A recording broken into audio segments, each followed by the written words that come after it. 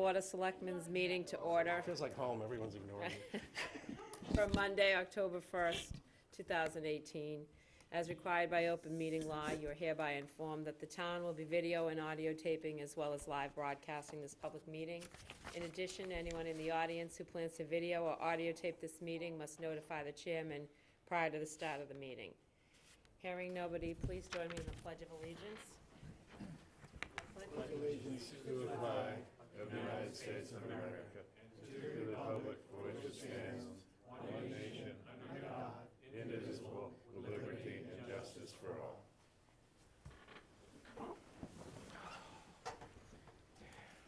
Good evening. Anyone for weekly briefing? Good evening, Chief. Board, Madam Chairman, stand up. A couple of weeks ago, I informed the board that we were deploying the regional tech team to North Carolina. 3 of the Harwich firefighters were part of that team, and I just thought it'd be nice to put a face with a name, and behind me are the 3 Harwich firefighters that spent 9 days chest deep in water in North and South Carolina. So Brad Latwell, Eric Elliott, and Josh Ford. Wow.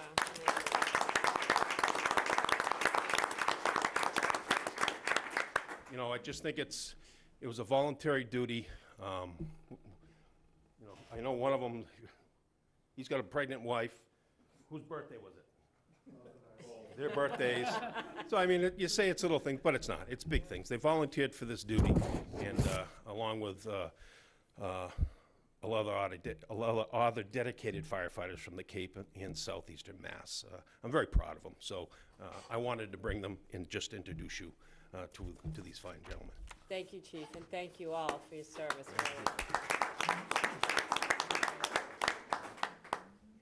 Good evening, Chief. Madam Chair, Dave Gilmet, Chief of Police. I also have a personnel-related announcement. Unfortunately, I do not have him with me here tonight. Maybe I should have.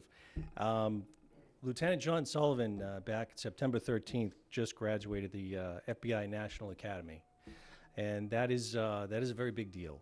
He was the first member of Harwich PD ever to attend the FBI National Academy, which is a 10-week intensive program hosted by the FBI in Quantico, Virginia.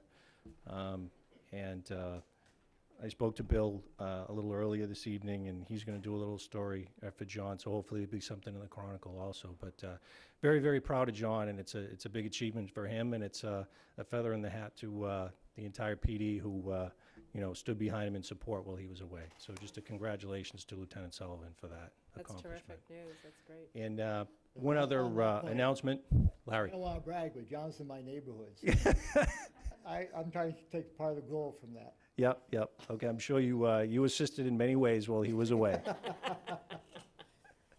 One other final announcement from the police side of things. Wednesday, the 3rd, is National Coffee with a Cop Day.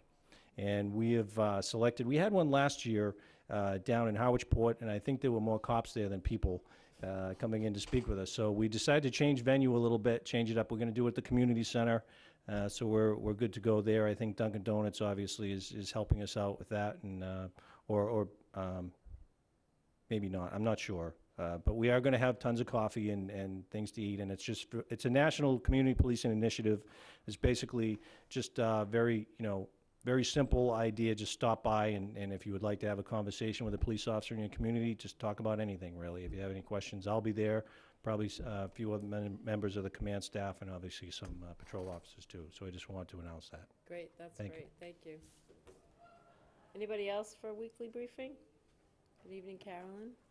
I really have to be faster. I hate going behind the police and fire. They always have such good things to say. Carolyn Carey, Community Center Director, and I just wanted to remind people that the Touch a Truck event is coming up. It's a free event in the parking lot at the Community Center, and we work very diligently with police and fire, highway, water department, and they all bring over trucks. It's a great event, free for everyone, and I gotta say, a lot of the older adults like it better. They get to climb on the equipment too. So, any age. Also, our boutique, thank you to the Chronicle for putting an ad in the paper. I have mentioned that our costume donations are down. They're still a little down, so just a reminder. And we do give out costumes on the 18th at the boutique, but we're collecting them from now until the 18th. You can also drop them off at the library and at the public safety building. Great. Thank you. And what day is the Touch-a-Truck? Touch-a-Truck is the 13th, Saturday, October 13th. Okay. Thank you, Carolyn. Thanks. It's 11 to 2. 11 to 2. Anybody else for weekly briefing? Okay. Anybody for public comments and announcements? Good evening, Peter. Peter Hughes, Assembly of Delegates. History lesson for this evening, if you don't mind. If everybody remembers, Harwich was incorporated in 1694. I think you all know that. It's all in the seal, whatever. 80 years later, which would take us to 1774, the natives were getting restless. The folks in Barnstable County were not too happy with the British. And this is a full 2 years before the official Declaration of Independence, was signed by the colonies, if you will. So on the 27th of September in 1774, a group of folks in Barnstable County got together and had their own Declaration of Independence. This came to the attention of the Board of Commissioners at the county recently, and they decided to reaffirm this. And so last week there was a ceremony that was held in Barnstable to reaffirm that. Now with that, I'd like to read the actual declaration. It's not very long, but it does have some Old English in it, so it sounds a little bit strange, but if you'd bear with me and let me just read it. And then I have a scroll here that we're taking around to all the different towns and asking boards of selectmen and anyone else who would like to sign the document to do that. So this is how it reads: Declaration of Independence in 1774. Whereas there have been of late several acts of the British Parliament passed tending to introduce an unjust and partial administration of justice, to change our free constitution into a state of slavery and oppression, and to introduce popery in some parts of British America. Therefore, we, the subscribers, do engage and declare that we will not accept any commission in consequence of, or in any conformity to, said acts of Parliament, nor upon any unconstitutional regulation, and if either of us is required to do any business in our offices in conformity to said acts, or any way contrary to the charter of this province, we will refuse it, although we may therefore lose our commissions. And this was originally signed on September 27, 1774, and the signees were, you recognize some of the names, James Otis, Thomas Smith, Joseph Otis, Nymphias Marston, Shear Jabus, Bourne, David Thatcher, Daniel Davis, Meladia Bourne, Edward Bacon, Isaac Hinckley, Solo Otis, Canellum Winslow, and Richard Bourne. And this is reaffirmed, the document I have, and ratified September 27, 2018, Barnstable County Commissioners Leo Kukunis, Mary Pat Flynn, and Ron Beatty. So if you would, if I could approach. Sure. We have these nice official pens. You don't need an inkwell. Pretty cool. Well, they work. Thank you. So the best way to do it, we have written on here the town of Harwich, and this section will be for Harwich. So if you would, Madam Chair, maybe just write Board of Selectmen and then start with your name, Sure. that would be fabulous. All right. So we need to put signatures that we can actually read. Yes.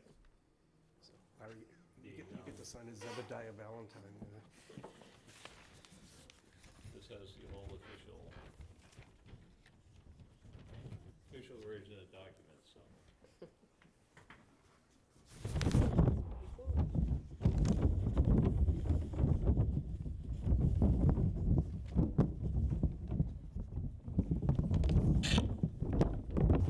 That's it. We'll go to-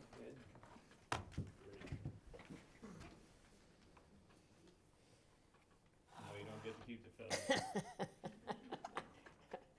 I was trying to get away with that. I had 5 when I started, so I don't know. Hey, this is the Board of Selectmen, we take our cut, 20%. What can I say?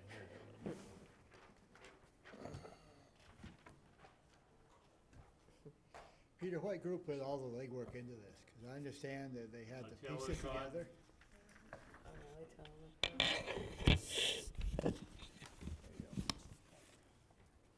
The original document was destroyed in the fire at the old courthouse way back when, so this is a recreation of it, obviously. Thank you.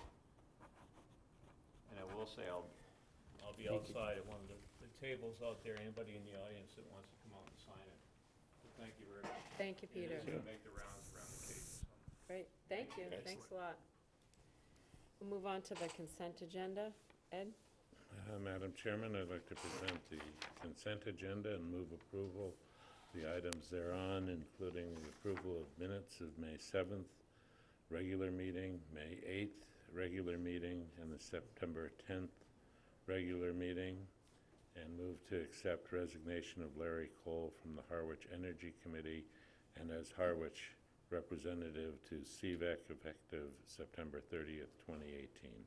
Second. Moved and seconded. Don? Yeah, just as a point of clarification, Madam Chair, the resignation that we're accepting for the Energy Committee is effective immediately, and the other one is, even though the September motion... Okay, so clarified on that. So moved and seconded. Any other discussion? Just that you can't say enough about Larry Cole. He was certainly active in these two committees, but as you know, when he was a selectman when I first joined, and we used to have some friendly, heated arguments about issues. But he's been an advocate for many important actions in town, and an important voice for not only energy, but for economic development, for housing, for you name it. He's been very outspoken, so we wish him the best. Right, and I think it's gonna be, those are some hard shoes to fill for that committee and for CVEC, so moved and seconded, no further discussion, all in favor? Aye. On to public hearing presentations, Cape Light Compact's 3-year plan with Maggie Downey. Good evening, Maggie.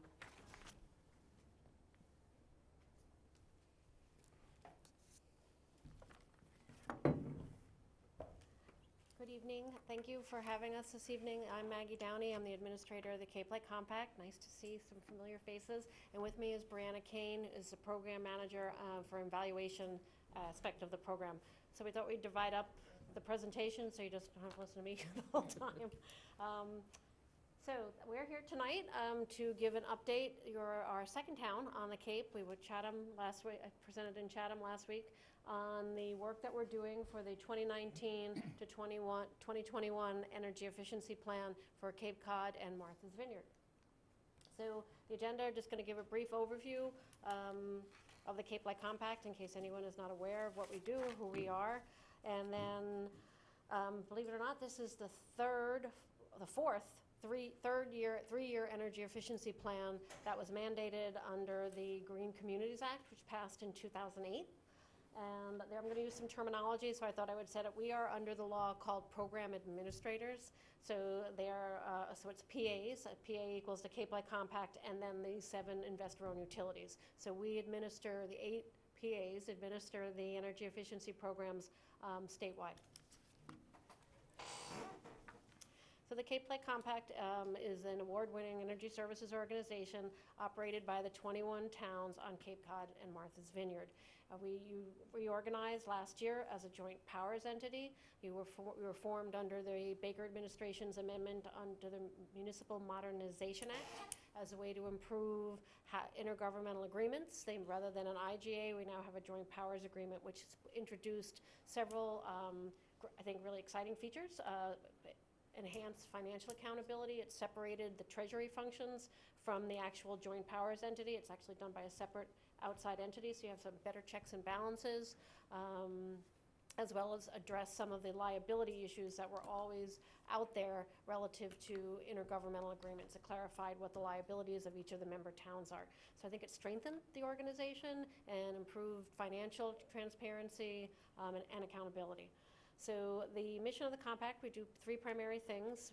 We run the energy efficiency programs on the Cape and Vineyard through your appointed representatives. So they're a 21-member board. Will eventually, next week, approve the plan. So we're here, if you have any suggestions, changes, please work through your representative, or you can work through staff as well.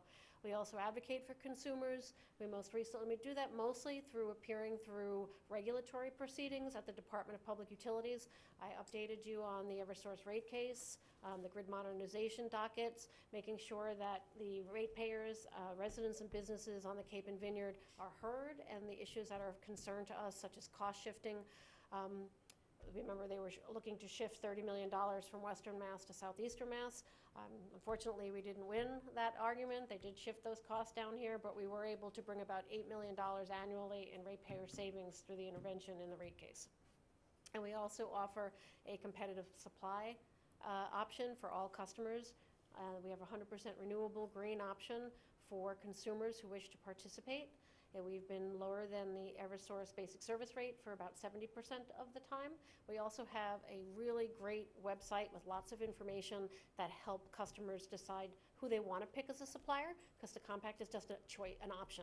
There are other suppliers out there, and we want to make sure customers have the best and most accurate information as they participate in competitive electric markets. We've also been a model for other community choice aggregation programs in Massachusetts. Of our 351 cities and towns, we're almost up to 170 cities and towns that have become municipal aggregators. Newton was just approved last week, so that's a big town, and City of Boston is actually exploring municipal aggregation. But we are the only set of 21 towns that run the energy efficiency programs. We talk a lot with the towns, but we've been doing it we started right when these programs were forming, so it's a little bit of a heavy lift, but there are towns exploring whether they want to administer the energy efficiency programs instead of the utility. So I wanted to set the stage and talk a little bit. The Green Communities Act, which passed into law in 2008, the language on this slide is right out of the law, because it dictates what it is that we are supposed to do. And when we plan for energy efficiency, our mandate is that electric and natural gas resources shall first be met through all available energy efficiency and demand reduction resources that are cost effective or less expensive than supply. So what does that mean? Basically, we're charged with going out and administering and pursuing all energy efficiency, whether it's a lighting opportunity, motors, insulation, air sealing for residents and businesses, because it is cheaper to use less energy than building new power plants, substations, and distribution systems. We have to test, we have a benefit cost, we have an algorithm that everything we do, from every measure, from a light bulb to insulation to upgrading motors at the water treatment plant, has to be run through an algorithm that's approved by the Department of Public Utilities so that it passes the cost-effective test. So there is a very rigorous standard for all of the programs that we deliver that is vetted by the Department of Public Utilities. We will be getting ready when we do our official filing to go through that process for this proposed plan. So I want to talk about, so we've been submitting plans moving forward since 2008. Under the Green Communities Act, and we had some updates, recent amendments. The legislature passed some significant updates to the Green Communities Act that will impact this 3-year plan, and kind of made us totally pivot and incorporate some new things based on the direction from the Massachusetts legislature. So, and I pulled out the 4 big ones, because I think they're the easiest to understand and to talk about in this type of forum. The first is that the legislature specifically allows energy efficiency funds to be used for cost-effective storage and other active demand management technologies. So by storage, I mean batteries, whether it's on us, and Brianna's going to talk about some of the things we're proposing to do on the residential side in a demonstration offer. So we can use our energy efficiency, not can we are told to pursue cost-effective storage projects so that where they're paired with potentially with solar and other renewable technologies, that's when they're the most effective. Second, we've been directed to pursue cost-effective strategic electrification. What does that mean? The legislature is looking to meet their Global Warming Solution Act's goals to reduce greenhouse gases by electrifying the grid. They're pursuing, as you know, offshore wind, low-impact hydro contracts, so moving away from fossil fuels to electrifying the grid. And they are asking, the direction is to move those residents and businesses that heat with oil or propane off a fossil fuel onto an electrification. And we've put together, and again, Brenna's going to get into the exciting stuff on how we're proposing to address that and start to achieve or identify a path to achieving that goal. And then the last is the two more, it explicitly authorizes funding of renewable energy with energy efficiency dollars. And in fact, they changed the name. It is not an electric energy efficiency plan, it's an electric energy plan. So that's a kind of a subtle change, but has a very large impact on what we will be directed to do. So again, storage, energy efficiency, strategic electrification, and it also changed the standard that we have to go through for cost effectiveness, and it rolled it up to a sector level. And we're going to get into explaining what a sector level is versus a program in a second. So we met with the Department of Energy Resources representatives, the commissioner, and we met with the Attorney General's office staff, and the direction to the program administrators, us, is that they expect our 2019 to 2021 plan to incorporate and address these new changes to the Green Communities Act. So we work collaboratively with the 7 other program administrators, investor-owned utilities. The towns, the compact does not take PI, performance incentives. Right now in this 3-year plan, that's an additional $100 million that gets allocated to the utilities for achieving goals.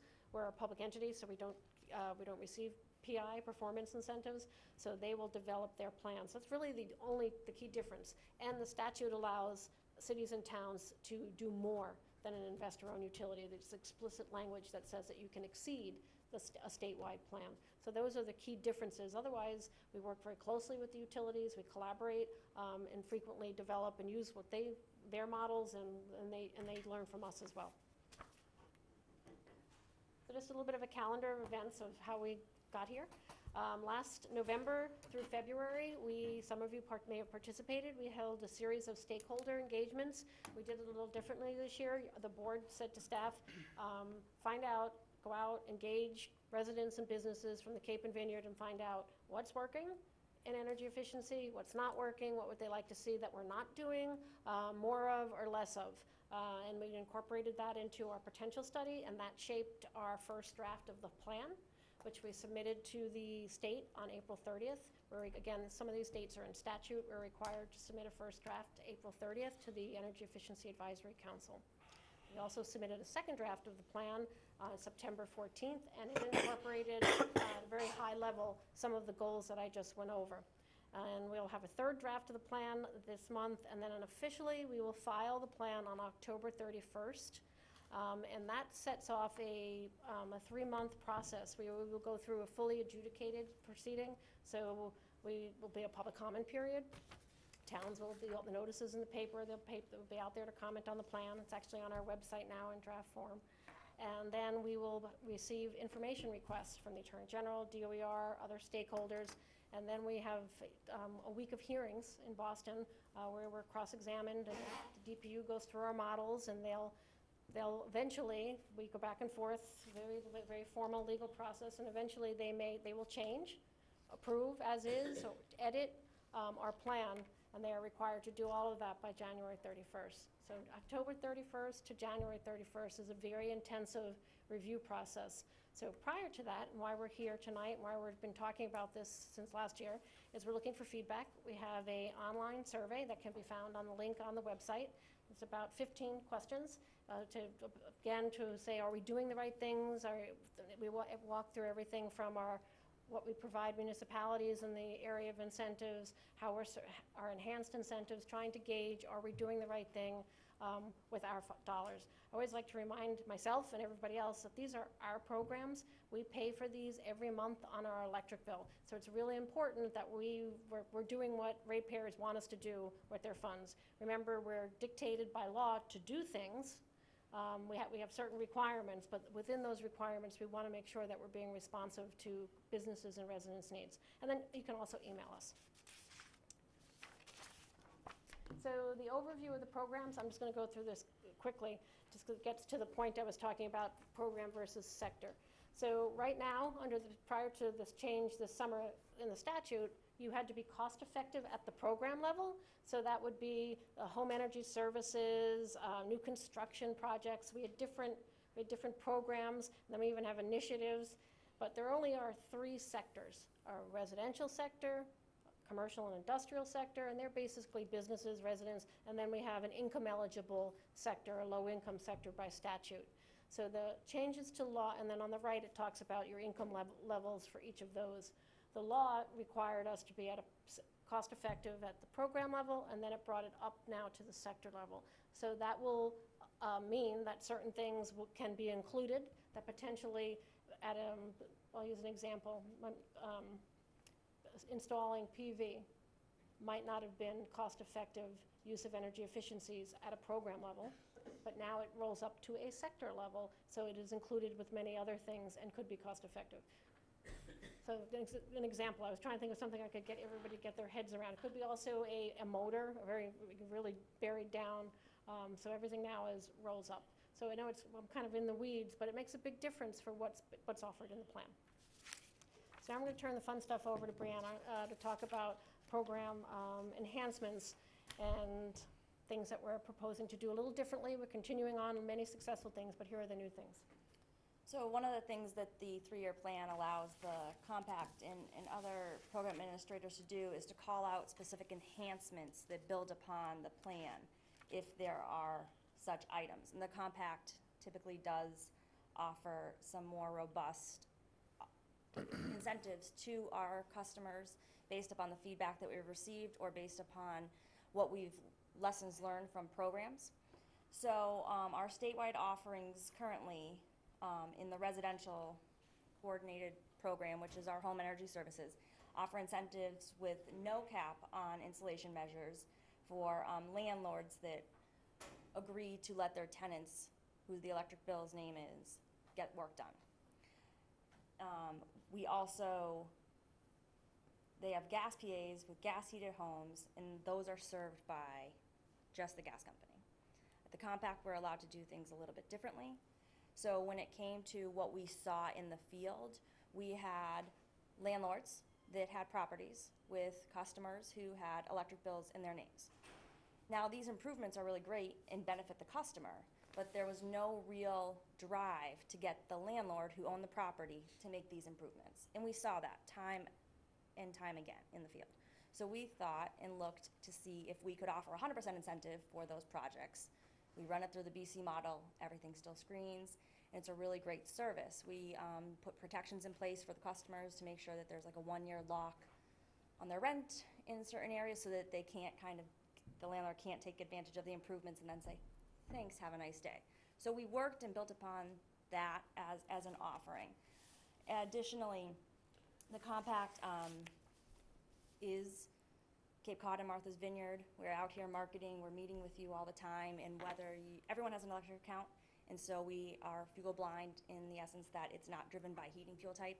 So anyone who calls the compact that has an electric account can be served by the compact. And it allows them to take advantage of these more robust incentives. In this case, it's this 100% incentive for the landlord-tenant program.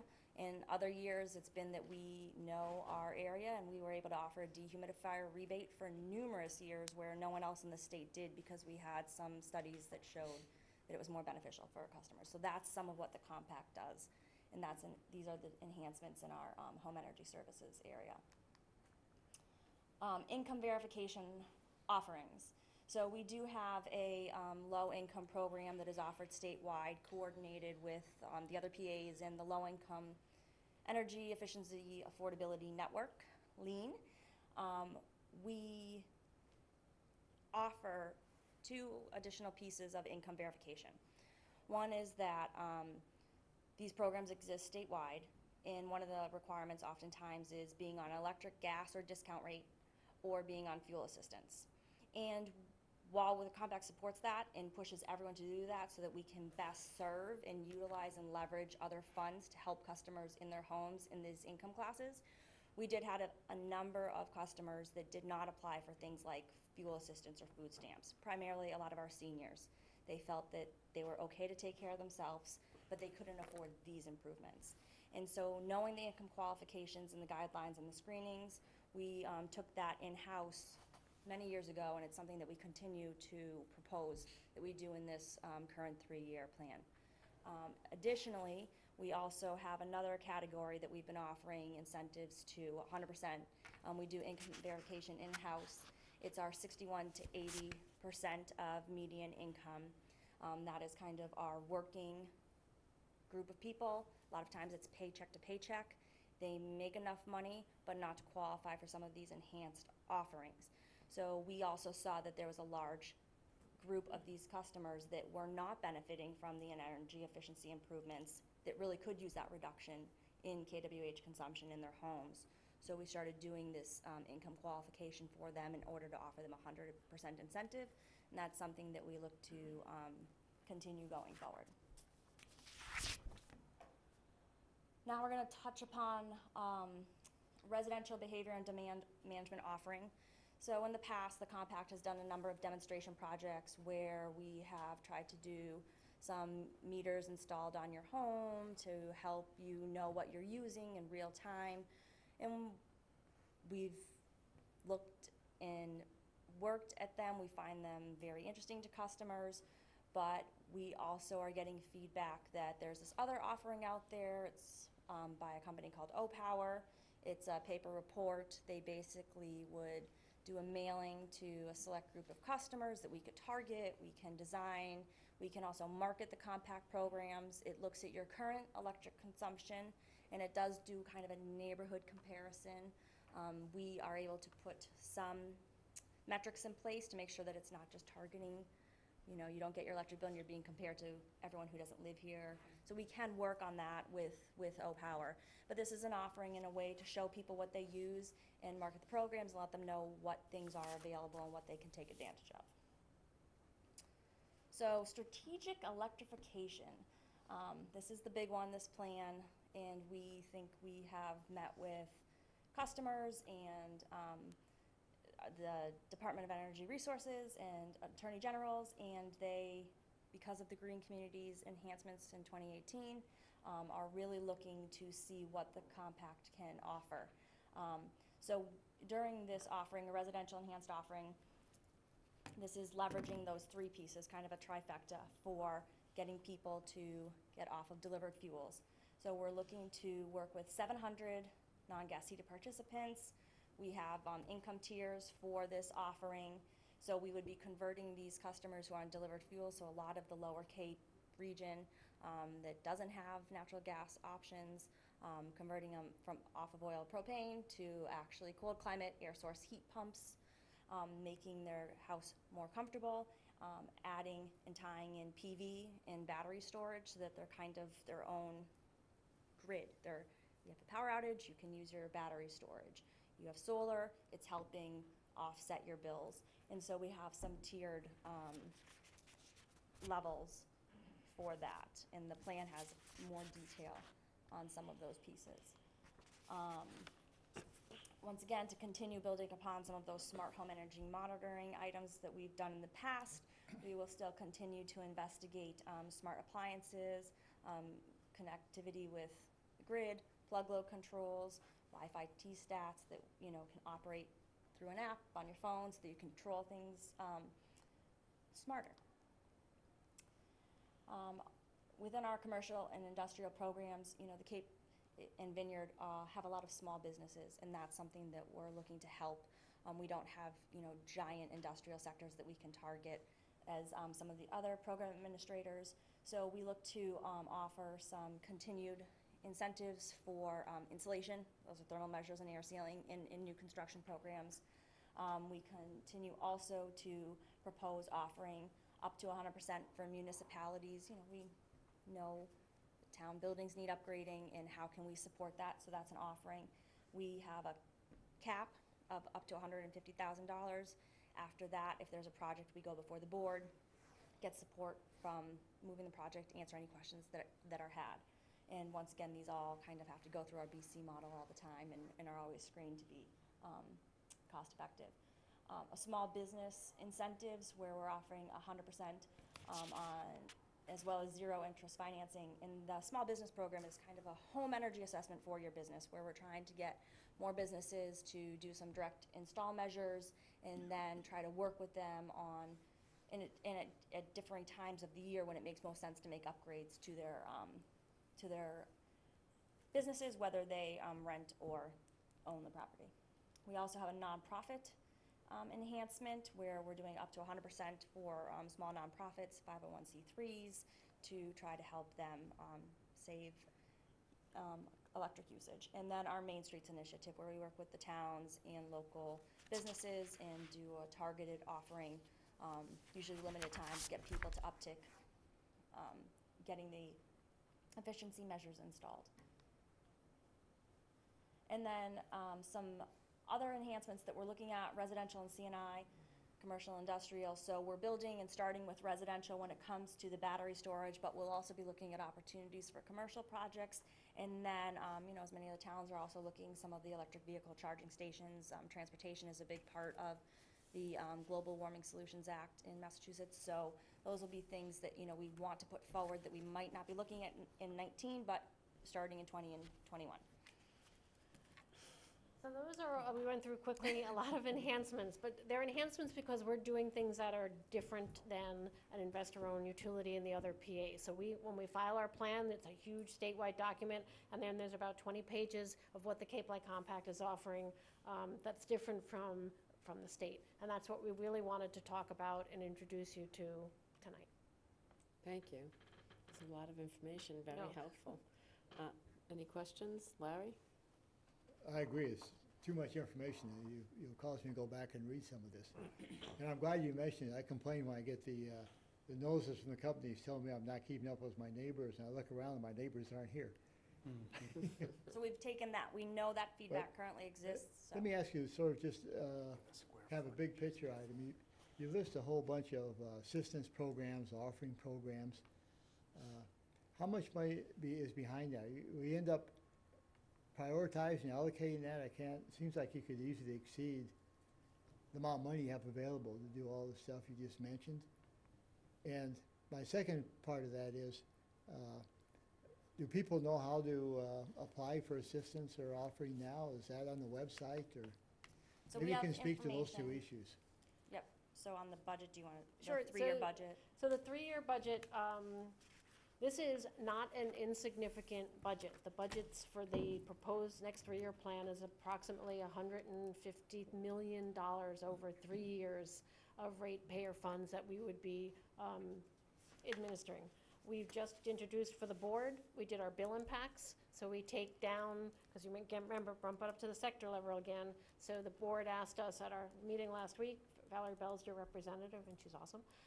What's the impact to a residential customer? What's the impact to a small business for each of these programs? So the strategic electrification demonstration offering is a $20 million program over 3 years. We're looking, we're in negotiations for some outside grant funding. We're looking at $16 million from ratepayers and another $4 million from the state.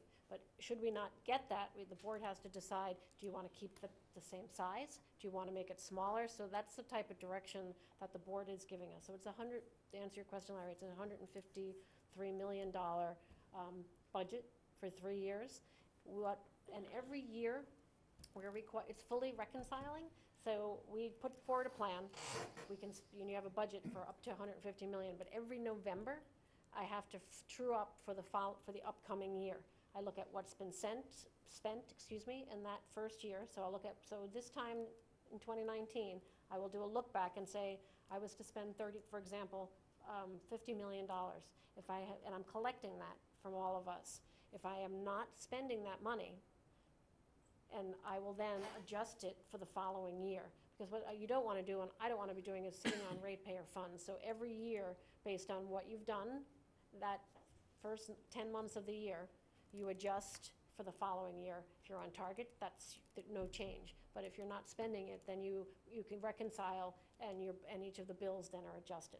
So every year we reconcile for the budget for that given year. And we'll be doing that shortly after October 31st for this year as well, to true up the. So when I'm paying my bills, is that adjusted each year depending on where your budget is, so it Yes. could go up or down? Yes. And who controls that? Is that your board decides on how much I pay as a ratepayer? No, that's determined by the process. The Department of Public Utilities will look at that. We are required to do bill impacts. So they control the, Yep, that charge. they approve it's called an energy efficiency, an ERF, energy efficiency reconciling factor, that we have to submit every November 1st, and they approve the bill impacts. The bill impacts for this plan will be discussed, approved at the Attorney General's office, and will intervene. They're the ratepayer advocate for the state, as well as the department will finally give us an approval or edit the plan. So in your one more question, in your 3-year plan, do you foresee the rates going up or staying constant, or what's your projection? They are increasing, because the budget's increasing in the next three-year plan.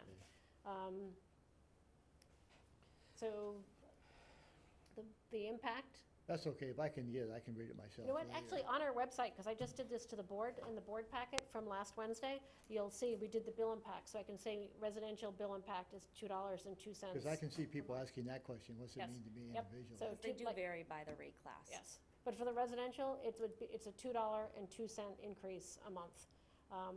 And then on the budget piece, it's also important to remember, we're required by statute to put 10% of our total budget towards low-income or income-eligible programs. So that would mean a $150 million budget, 15 million would be allocated for income-eligible programs.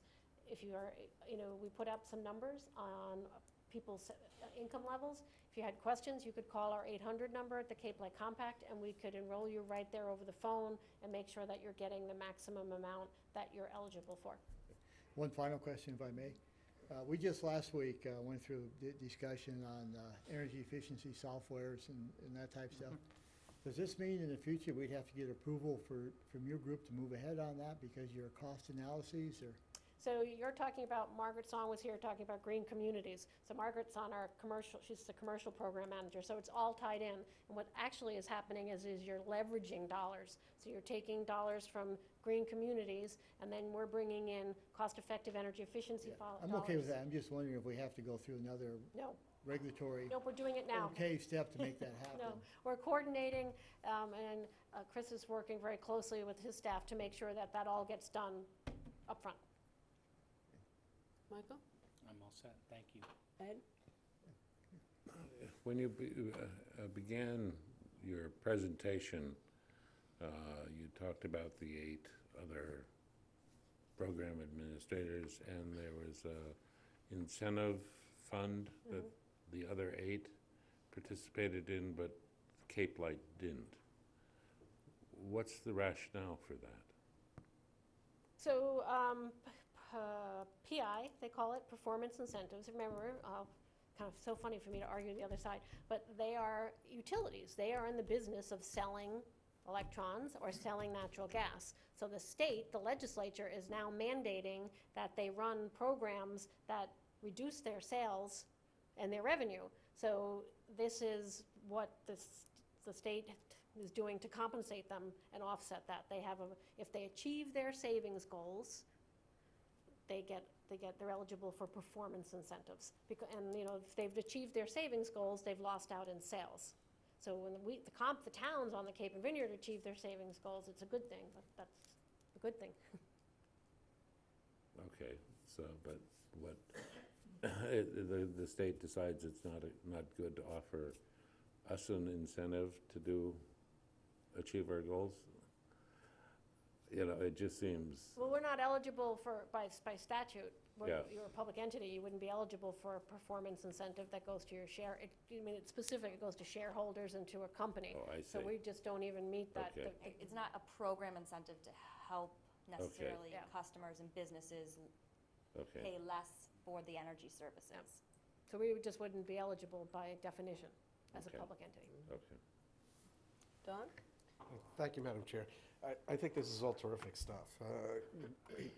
One of the things that I was hoping for in a future is something that you appear to be slogging towards, creating battery storage, essentially eliminating the need for macro grids everywhere. Between the vulnerability parts of this, worrying about people hacking computers for these guys, and storm damage, it just seems to be a lot more logical instead of worrying about how to rebuild an entire system that every man's at his own island, in essence. But the key's always been that the energy has always exceeded your usage, and there was no way to hold it somewhere, so when you really needed it later, you could do that. I think that's terrific. Right? And one thing, you should toot your own horn a little bit here. I mean, if memory serves, the reason that you guys are in this game, along with everybody else, is because you were in the forefront of all this. So this goes back to the early 2000s, before there was legislation. You're holding fairs for energy efficiency, and you got certificates from utilities, you had bulbs that you were giving away, and finally it became an aggregator. I mean, this is all like at the vanguard, and I think the people on the Cape should be proud that they have something like this. I'm getting old. Yeah, we were just teenagers at the time I was Yeah, that's talking right. about.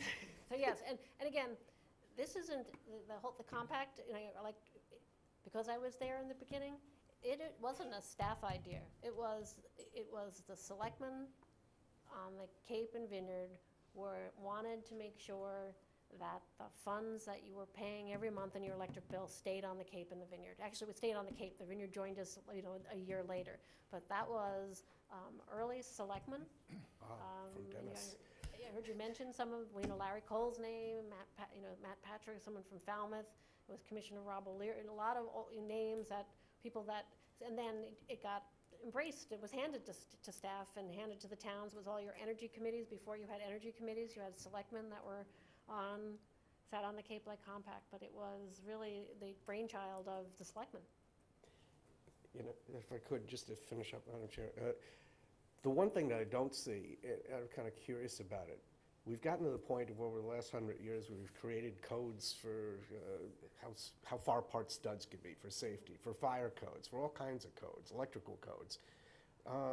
Is there any thought going on about building codes that would incorporate, I know that they're out there now, solar shingles that are actually applied to the roof, not just added on, that as you build, you create your own ability to generate electricity as part of a building code?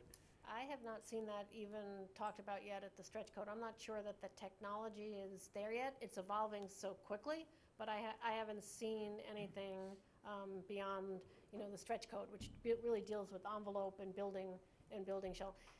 I imagine now that energy efficiency funds have been brought to the table for storage and renewable energy, it will do what has happened in the last 20 years in storage. It'll evolve very quickly, and the technology will become less and less expensive.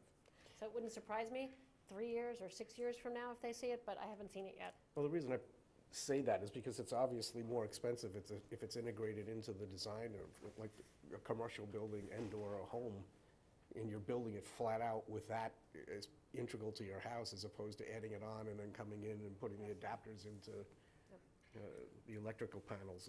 That wouldn't surprise me as new construction programs over time, not this 3-year plan, the next 3-year plan, start to evolve that. But it's just this, literally, this just passed. It's so new to everybody to now use these funds to pursue those things. Doing a great job.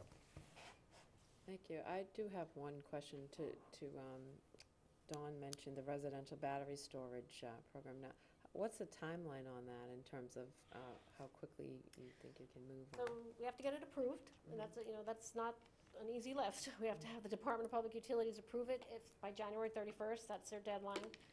And then the discussions, we had a Mass Maritime intern do all our battery research. We would not have them until, even if we got approval in January 31st, we would not have them in hand until the end of 19, more likely the first quarter of 2020. Okay, thank you.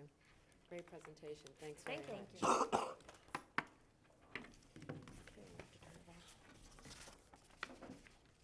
On to new business, annual meetings with selectmen. We have the Waterways Committee first. Oh, man. Oh, Hi, John. I know he submitted the report, but I don't think he's going to be here tonight. Oh, okay, all right, thank you, John. So we'll move on to the Historic District Historical Commission. Hi, Mary. Good evening, Madam Chair and members.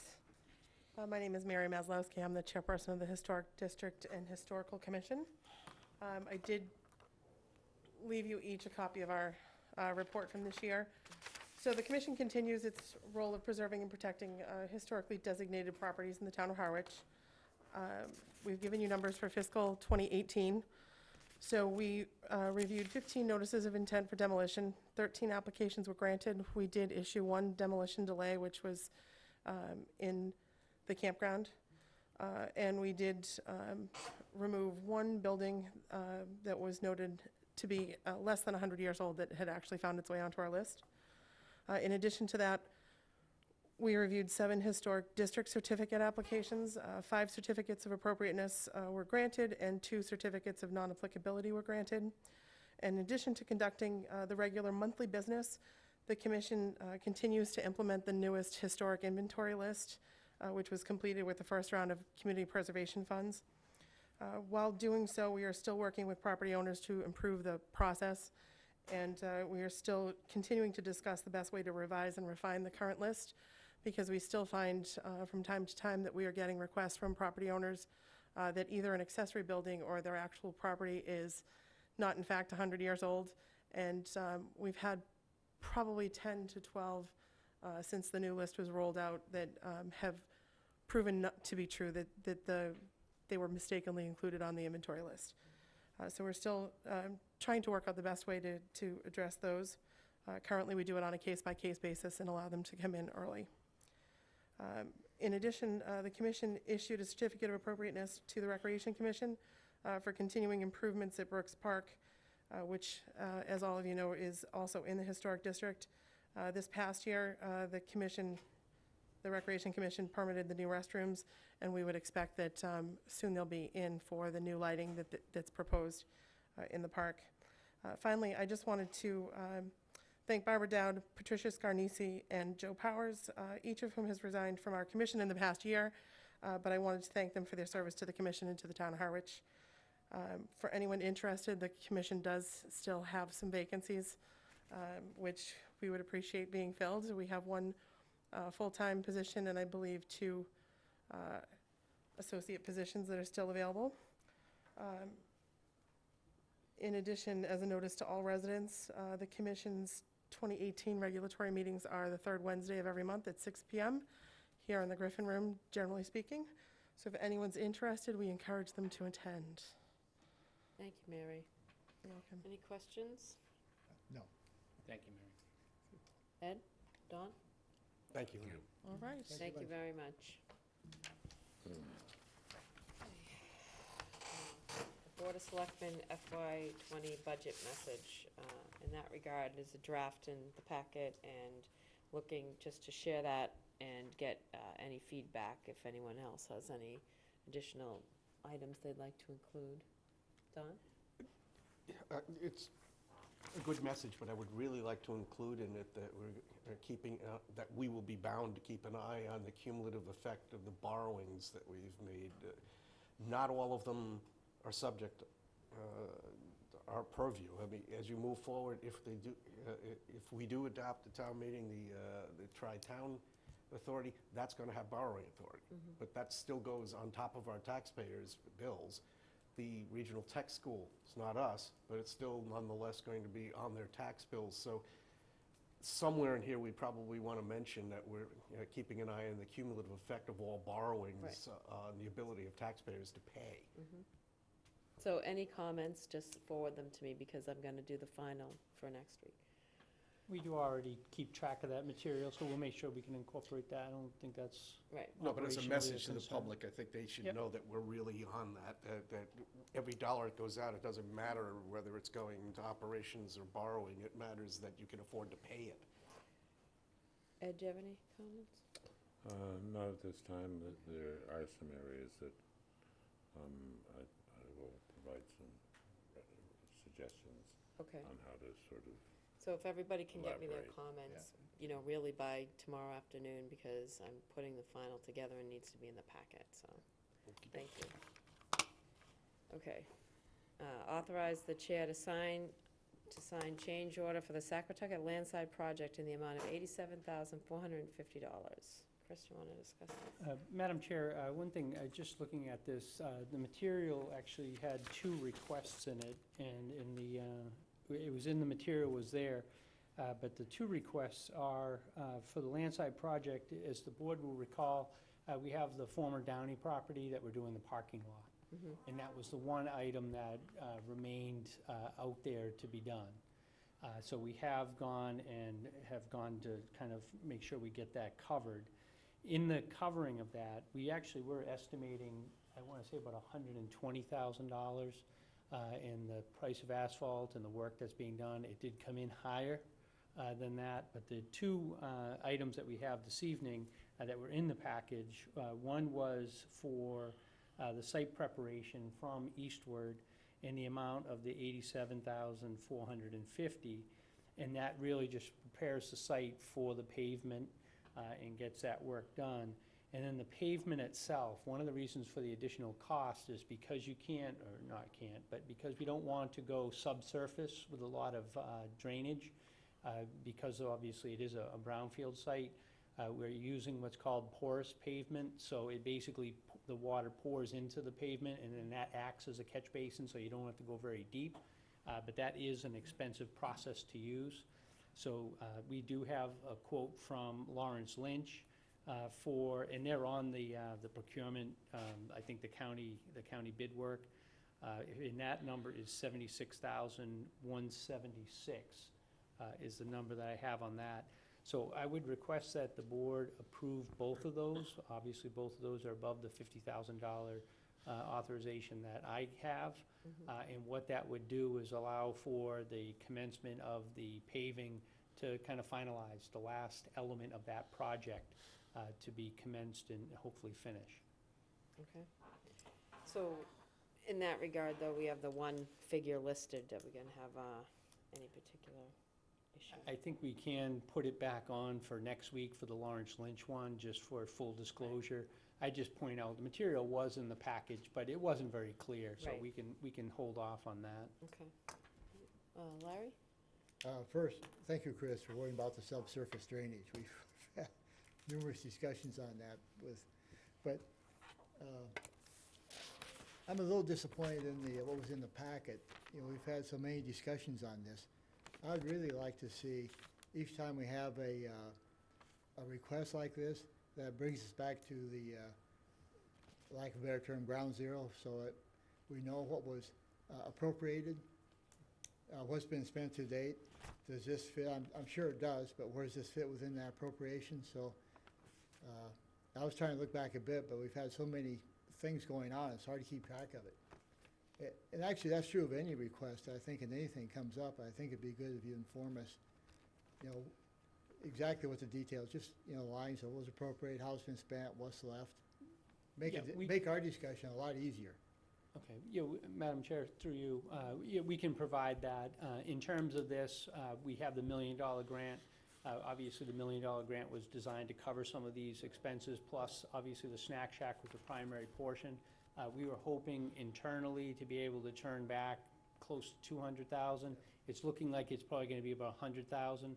So we are within that, still within the budget. And really what we're trying to do is to see how much we can turn back. I believe the only other last pieces to this that we have not procured yet are the landscape. So we have a landscape trees and shrubs. So we have an allocation for that. And then the other is just the shacks themselves, the artisan shacks. We do intend on purchasing that. Everything else, the pad and the electricity is included. Just the shacks themselves that we would purchase at I don't want to say a home goods store, that's not the right, but a shed location. I appreciate that. It'd just be a simpler discussion if we had that laid out. We could put that in for the Lawrence Lynch for next week. Sorry about that. Michael? So first and foremost, I didn't get a chance to thank John and the Waterways Committee because Matt's not here to present, but The harbor looks amazing. We've had nothing but great comments, and thanks again, John, for all you've done. Chris, I agree with Larry, if we could have a breakdown next week. The assumption was we'd give back 200,000, as you just said. Doesn't appear we're going to, so can you just give us a breakdown? Sure, no problem. Ed? Nope. Don? Thank you, Madam Chair. I'm going to join in with Larry and Michael. Just in general, I mean, it's not a punitive thing. It's more a question of, it comes with a letter that says, we need to get this done, and a couple of pieces of paper that have to do with the price for it, but it would be really nice to have a narrative that we've got a project, it was appropriated for so-and-so. We are making a recommendation that you approve for the following reasons in the following amount, because I know these are change orders, but when we get to the contracts, that's the kind of information you're going to want, the financial certification that there's money available, and that somebody, somewhere is going in writing, making a recommendation for whatever following reasons there are, to make an award to that person in that amount, as opposed to just saying we need to have something done. It's not merely a format either, because Larry's right. Then you have to have a discussion. You have to go back to the minutes and see what the discussion was. It would be just a lot easier if you had a piece of paper that made a recommendation with somebody's signature on it. I do think to that, we have the site plan, we're building it in accordance with the site plan, so there's no deviation from the site plan. This is just It's getting spending money the on it. work done. But we can do the summary. I mean, the summary does lay out the change orders and what these change orders are. That's not a problem. We'll put that in the packet. I just hate passive voice recommendations, like it's recommended that. Well, who's recommending it? Somebody needs to be able to put their name on something that says, I recommend such and such. It's John and I. Yeah, I know Ultimately, you're it's- saying that, but ultimately it's how- ultimately, if we had something in the packet that said that with somebody's signature, that would mean more. Well, I think also though, we have, to Chris's point, we have a site plan and we have the design and overall, I get it, we can have the summary, and I think he's saying we can have the summary, but overall, they're recommending it based on the plan that was approved, so. Okay, so, any further discussion? Can I get a motion? Oh, sorry, Michael? I move that we approve the change order for $87,450 to Eastward Company for the Saquotucket Landside project as presented. Second. All right, who seconded it first? We'll go with Larry. I don't care. Okay, so, well, just for clarification. I heard you. So moved not and gonna argue about seconded. that. Any further discussion? All in favor? Thank you. Thanks. Liquor entertainment license violation, Ember. Recommend referring this matter to the hearing officer, town administrator. Michael, did you have a comment? I move that we refer the liquor/entertainment license violation for Ember to the town administrator as the hearing officer. Second. Moved and seconded. Any further discussion? All in favor? Aye. Oh, all opposed? No? You're not opposed, are you? No. Okay. Was that unanimous? Yes. Resignation of Ernest Crabtree as a full member of the Conservation Commission and appointment to Conservation Commission as an associate member. Don? Yeah, I was hoping to break this into 4 motions because there's too much glob together. Okay. So you'll make them. Yeah, I will make them. First motion is I move that we accept the resignation of Ernest Crabtree as a full member of the Conservation Commission. Second. Moved and seconded. Any further discussion? Only that I've been the liaison to conservation, and Ernie's been really a great member of that commission. Not only in keeping track of the regulations, but having, I think one of the keys we all work for is enforcing regulations, but doing it in a respectful manner. And he's been excellent at that, so. But he's traveling elsewhere, so he's not here enough to fulfill that. I do think, well, I'll stop there. So moved and seconded. Any further discussion? All in favor? Aye. Madam Chair, I move to appoint Ernest Crabtree as a Conservation Commission associate member with a term to expire June 30th, 2021. Second. Moved and seconded. Any further discussion? All in favor? Madam Chair, I move to appoint John Ketchum as a full member of the Conservation Commission with a term to expire June 30th, 2019. Second. Moved and seconded. Any further discussion? I would ask John to stand up. He's here. He's been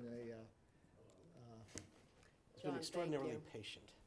well, not only that, he's been very, as an associate member, he's been an active voice in the commission. It's great. Go ahead, Don. And to that point, I mentioned this to John when I saw him at the CPC meeting, and I do want to say it again publicly.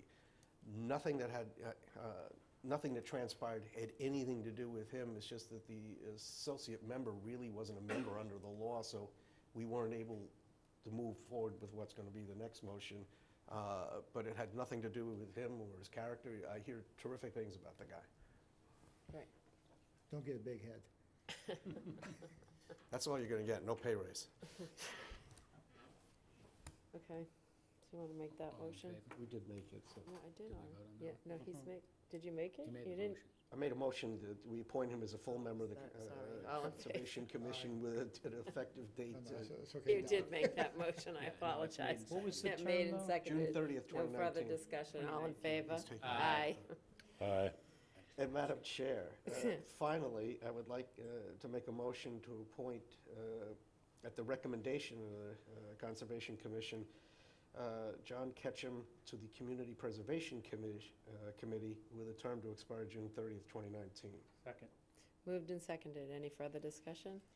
All in Aye. favor? Aye. Okay, so we accomplished all of your motions. Proposed Harwich Center Initiative Committee. Larry? Yeah, let me just pull that up. I was hoping Paul Doan would be here, but he's traveling in from Nova Scotia at the moment. But what I wanted to, I propose we initiate this committee. He came to me initially. I know Ed and I have been involved in some of it. I think I've been involved in 2 or 3 different Harwich Center initiatives, looking at what we can do to hopefully revitalize Harwich Center. I wanted to, my proposal is we initiate that again according to this proposed committee as using Don's language on one of the others, an ad hoc committee to put a finite date on it at the, I think I put in the end of next December. Just to refresh your memory, we had a Harwich Initiatives Committee study by a Cecil group in 2000, which laid out a lot of the proposed or at least ideas and what we could do to revitalize the center. We had another technical study done by the Cape Cod Commission in 2009 that looked at prioritizing the Cecil report's objectives. And then into community center, the cultural center sidewalk and ADA projects now been under discussion at the moment. Matt Hart's not here, but he's been successful in getting some grant money to look at that. I know Chris and Matt have walked some of our sidewalks, and so that also is another input into Harwich Center. What we're looking for is to have a small group. I intentionally kept it, a lot of our committees, we tried to dictate who the members are. I intentionally kept it somewhat vague. I can only say at the moment is we have several people that have shown active interest in joining this committee, so it'll be, I think, relatively easy for the interview committee to populate it with people that are concerned. And what we're looking for are those that have a strong interest in Harwich Center. Reached out also to those who can help us raise grant money to help fund this. The vision will be to identify common needs, how to revitalize Harwich Center, study what other localities are doing, and try to take advantage. I would hope that you approve this committee. It's, as I say, we've tried it again. I'd like us to make another run at it and to see if we could pull it together. I think the timing's right with the other things going on. The sidewalk initiative, we have Brooks Library happening. We have Chamber interested in this. We have Accessibility Rights Committee, I'll get that right. It also has a term on that. And we've done a lot of work on Harwichport and other areas, and it's, I think it's vital that we come back and take another crack at Harwich Center. So I've had this here so you can read the charge and stuff. I look forward to your comments, and I'm hoping we can move ahead. I'll only argue, in my mind, time is of an essence, not that something's going to explode, but once you get, we have some enthusiasm towards this initiative now. I'd like us to go after it while the interest is high. Any questions? Ed? Well, in addition to the past committees and studies that were done, there was a second study that was done by the Cecil Group. I believe that was in 2004. They issued a report. There was also been extensive numbers of investments from the community preservation program on some of the public properties on Main Street and Harwich Center, including the library, Brooks Academy, the Youth and Rec Building, and the cemetery, and non-public properties, investments in the Congregational Church window restoration. And then overall, throughout the district, one of the projects, because one of the things about Harwich Center, given that it was the first sort of settlement area in Harwich, the property ownership boundaries and road setback rules that are sort of standard elsewhere in town were not so in Harwich Center, so a detailed survey and engineering plan was done under the community development to find out where the boundaries was, who owned what, and where it was. So I was unable to put everything in the I know. in this. But it's about time that we take all that information and move forward with it. Mm-hmm. Don, do you have any questions? Good idea. Michael? Let me just, for the record, read the charge that I Sure. put here. It's in the paper, but charge that I've written is, the town of Harwich wishes to create, easier for others to say, town of Harwich wishes to create a plan that will stimulate the economic vitality of Harwich Center, improve the area vitality and functionality that results in a walkable, sustainable, vibrant, and cohesive village. Housing possibilities ranging from workforce to market rate housing will also be explored to help increase the variety of housings available in Harwich. Great, thank you, Larry, and I appreciate all your effort in this, and I think it's a great idea. So, do you want to, are you looking for an action? I am. I would move that we accept the formation of the Harwich Center Initiative Committee. Ad hoc committee. Pardon? Ad hoc committee. Ad hoc committee. Second. Moved and seconded. Any further discussion? Only that if it's approved, I've been hoping that people will follow the applications to get to Michael and Don at the interview committee, so we can move ahead as quickly as we can. And we should mention 7-member board. 7-member board. Okay. Moved and seconded. Any further discussion? All in favor? Aye. Thank you. Welcome. Thank you. Okay, so we'll move along now to the old business tax collection breakdown of legal costs. That was all in the packet. I'm sure you've all looked at it. Michael, sorry. Yeah, just give me a minute to find it, sorry.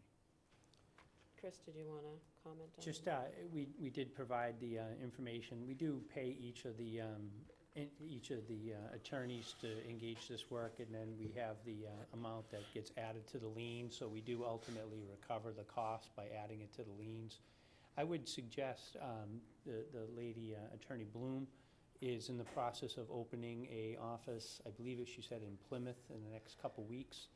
And, just so the board has a sense, it was actually, I think she's added a different flavor to it and has done a good job. And once she moves down here permanently, I think it may be worthwhile for the board to kind of have her walk through some of the situations that she's coming across, and just to get a little bit of a flavor for what's going on in the collections world. Maybe at the beginning of November, just to give her a chance to get settled. Okay. Michael? Yeah, if I may. Chris, the breakdown, thank you for the breakdown. I think, my thought on this was on the Capola, being that he's more of an in-house attorney, I guess, is that when we review the other KP law, which I know Don was gonna put back on, that we haven't gone out to bid for this work since 2013, or nothing's been changed since 2013. And I noticed on Attorney Bloom, just about everything that she does gets added to the tax lien. On Capola, only about 5,400 of the 17,000 gets added to the tax lien. So, is this normal with other towns, I guess is another question. Do they pay an attorney to do all this work? Does their tax collector do it? So I'd kind of like to understand what other towns are doing. Okay. And what he exactly is billing us for. Okay. And options. And then maybe what we'll do is then have that discussion when we have Bloom come in, too. Sure. I did have that discussion a little bit with her. She came in the other day just to give a status report, and the statute's kind of the same, so I think they take the same approach.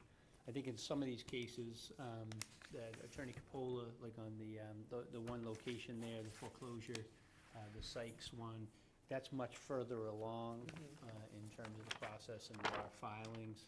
So they may have put a lien on earlier that we didn't capture in this cycle.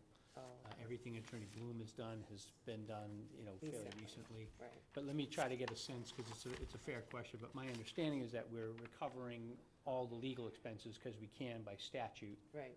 Recover all those. Okay. But I appreciate the question, and I'll have, Well, and also Treasurer. I'm sure it varies also by the numbers that are involved as well, right? The overall numbers in terms of the tax liens, et cetera. That's gonna, well, in some cases, it's like, I think it's $425 to file. Yeah. If somebody has a tax bill that's only $200, it just doesn't make sense to go after.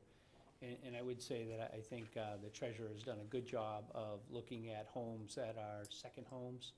So we're not looking at homes in which people are residing in and just struggling. right. So there are some decisions that are being made that are compassion decisions, if you would. But, I think she can walk through some of those elements. Right. Which was really the charge of the board when we had that discussion, which was to be careful about who we were Correct. going after. Michael? Just to be clear, I do agree with Chris on Bloom. All those fees are coming back to the town through the tax lien. On Capola, it looks like not much of the 17,642 is coming back. He's only adding about 5,400 back.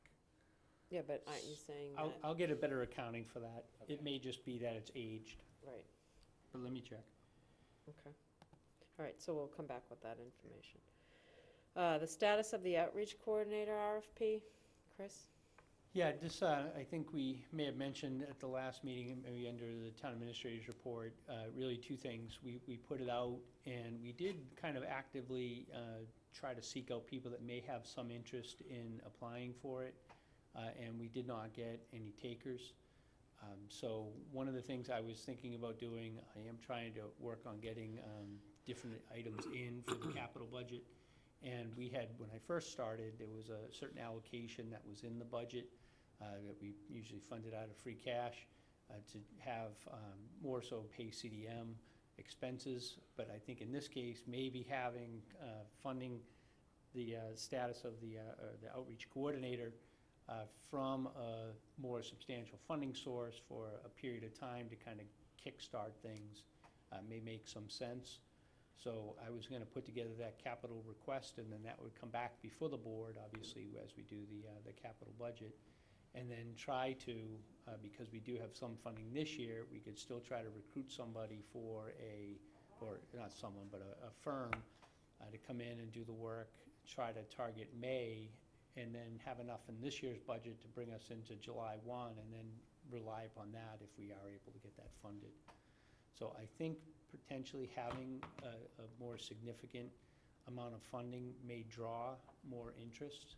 I know that there was one larger firm that had reached out to me that had some level of interest in it, but I don't know why. I can follow up with them why they didn't put in a proposal. Okay. So really kind of a return to the discussion of when we, what was that, last year or the previous year where we had that money set aside? Right. So, any further discussion on that? Well, I think that's I don't disagree with that approach. I would like to not give up on this year and possibly go back and relook at, I know my input into that was keep it somewhat vague to see what might be interesting. I would like to take a crack at that. Maybe it was too vague. Maybe we go back and be sure we have a couple very specific and detailed what's required and accountability measures and see if we can get something going there. Because it did list what was acted, but I noticed when I read through this, that's on the very last page. Now, I don't know whether people get through all of the legal jargon to actually look at what we were looking for. So maybe I'd like to work with Chris and the wastewater support committee and see if we can restructure that a bit and give it another crack. Because otherwise we're waiting until next fiscal year to do anything, and I would rather not wait that long. Yeah, I mean, I'm wondering too, sorry, did you have a comment, Don? Yeah, I did, actually. It's in support of what Larry is saying. It's too late to wait until next fiscal year. One of the biggest problems we had is we got people who know about pipes, we got people who know about regulations, we got people who know about sewage, but we haven't been able to hook them all together with people. There's questions that are open-ended. It's not fair to the wastewater committee. It's not, and I've said this before, it's not fair to the town administrator. It's not like he's going to set aside the afternoon from 1 to 3 and just say, wastewater central, what can I do for you? There are not enough hours in the day. There has to be some sort of coordination. And I'm tired of hearing from CDM Smith that, well, this has been done before. Well, it hasn't been done here before. So the people here deserve answers that are about here. And if we wait until next year, then we won't be saying it's going to be 2 years off, don't worry about it. Then we're going to be saying, oh boy, we better get some answers pretty quick, it's next year. And that will be a self-inflicted wound if we don't make sure that we make this the priority that we want it to be. Ed? I think the other question, though, too, is in the meantime, to both of your points about communication and outreach, is while we try to figure this piece out and while we continue to have meetings and board meetings and, you know, other pieces of dissemination of information, and I know, you know, for instance, in my neighborhood, I got an email about, you know, what's going on, what's the status, do we have to move forward? And some of the questions we had the other night, well, 2 weeks ago, whenever it was, you know, I referred them back to that discussion, because we covered a lot in that discussion. We're having a meeting on 10/3 at the the Harwich Middle, the Harwich Cultural Center. And, you know, so there is a lot going on, and we need to make sure that any of these meetings incorporate the wastewater support committee. So I think that, you know, any other way we can communicate to people in a bill or whatever is helpful, but we're also trying to put a lot of this information out there, and I still find that people are not engaging. Right. Like, it is on the website. We are trying to consolidate that information, and the Board of Health is trying to refine their process. So as we work on all these pieces, you know, some of it, and this is kind of the I haven't been saying this, but now I find myself saying a little bit like, this is all over the place, and we do need people to come back to the source. So I think you're right, we need to get the word out more and in a better uniform format, but people also know that they can look at the website. We're putting a lot of effort into that, and these meetings. And the wastewater support committee is putting a lot of effort in. So at some point, I think we also have to start saying to homeowners, go to the website. You know, like I indicated to my neighbors, you can You can actually go to the Board of Health website, even though it's a difficult process, or you can go to the Board of Health, or you can email, or they may be at the meeting. Are they going to be at the meeting on, Yeah, actually, I think I was going to bring this up a little later, but on the October 3rd meeting at 6 o'clock at the Cultural Center, we are doing a wastewater meeting. We do intend on passing out the booklet. I thought that booklet was a really good hands-on manual for, okay, what are the next steps and what do I need to do? I think the value of having some of these public meetings is that when you get the input from folks, you know, you get a sense for, okay, where do we need to continue to tweak? But I do think for the meeting on Wednesday, right, Wednesday night, is going to be, the wastewater support committee will have people there. Dan Pelletier will be there, Megan will be there. They'll kind of go in and access the website and show people how to navigate through. They will also have the plans themselves for them to see what the septic plan looks like. And then certainly I'll be there, and then CDM Smith, just to kind of go through.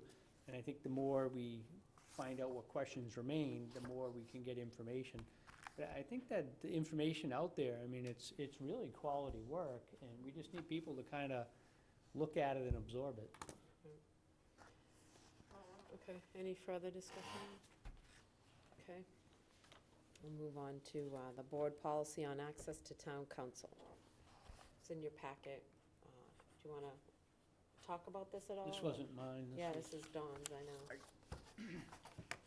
Actually, I never asked for this, but I am capable of talking to it. Just so everybody knows, out of full disclosure, Pete Pekarsky and I wrote this, so I know what it says. And I spoke with Robin Wilkins also. Ed was also on that board. So I'm not sure what Ed's going to say, but I do know what Robin and Pete said.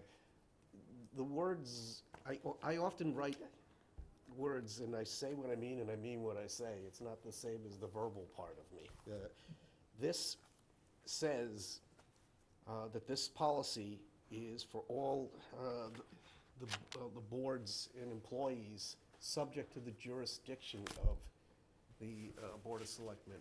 It does not speak to any member of the board getting a question answered as to, and that's why I was concerned. There was a member here that went to legal counsel, and it was precisely to discuss, not blame, but whether there was a legal basis for the town administrator to sign or not sign based on the money available. He was asking a specific legal question. I get concerned if we start getting to a point where it has to be filtered through a second person, because anybody who's played a game of telephone knows that by the time it gets to the third person, it starts not resembling what it was when the game started. I don't see how, first of all, the Board of Selectmen is not a club. Everyone here is elected. And so nobody here is under the jurisdiction of the Board of Selectmen itself, because they are the Board of Selectmen. They were voted to be here. So if somebody has a concern that revolves around asking a question of legal counsel, I don't see how that's a violation of anything. I know what I intended when I wrote this, and I know what Pete intended because I had a lengthy phone conversation with about it. What was done was perfectly appropriate, and that's one of the reasons I sheared off the legal counsel on the fraud policy, because a question comes to mind, if our legal counsel is off-put by having a selectman ask him a direct question, then the question arises, who does he work for? Does he work for the town, or does he work for the town administrator? The answer is the town. He's town council.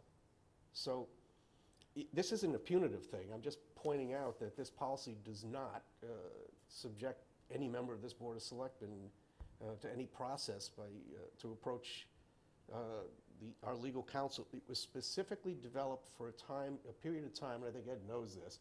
People were willy-nilly just picking up the phone and calling what was then Koppelman and Page from committees. We were getting out-of-control bills. People, even members of committees, felt like it's okay for me to just pick up the phone and call Boston. And as a consequence, nobody had a control over the legal budget at all. And this was an attempt to rein it in, subordinate to the Board of Selectmen.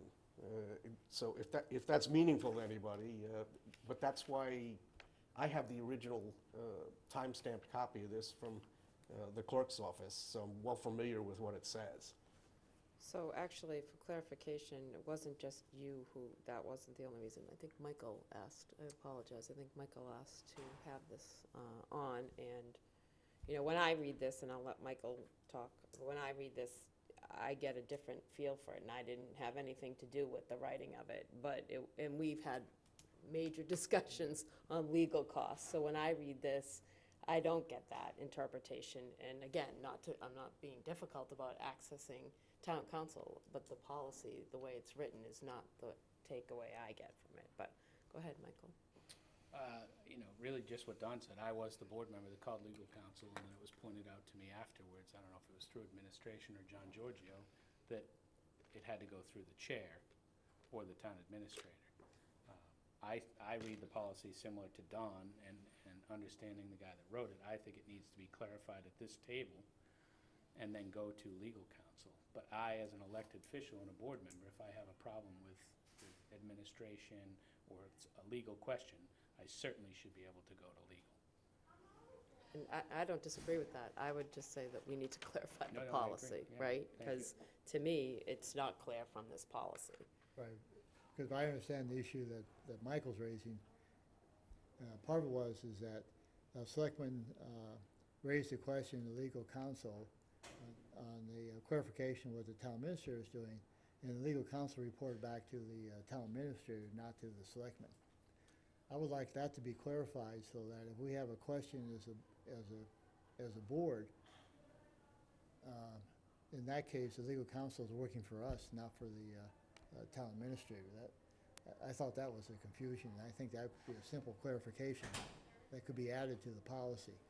And to be clear, I think from conversation that that's probably what happened there, is that, you know, he's unclear too. Right.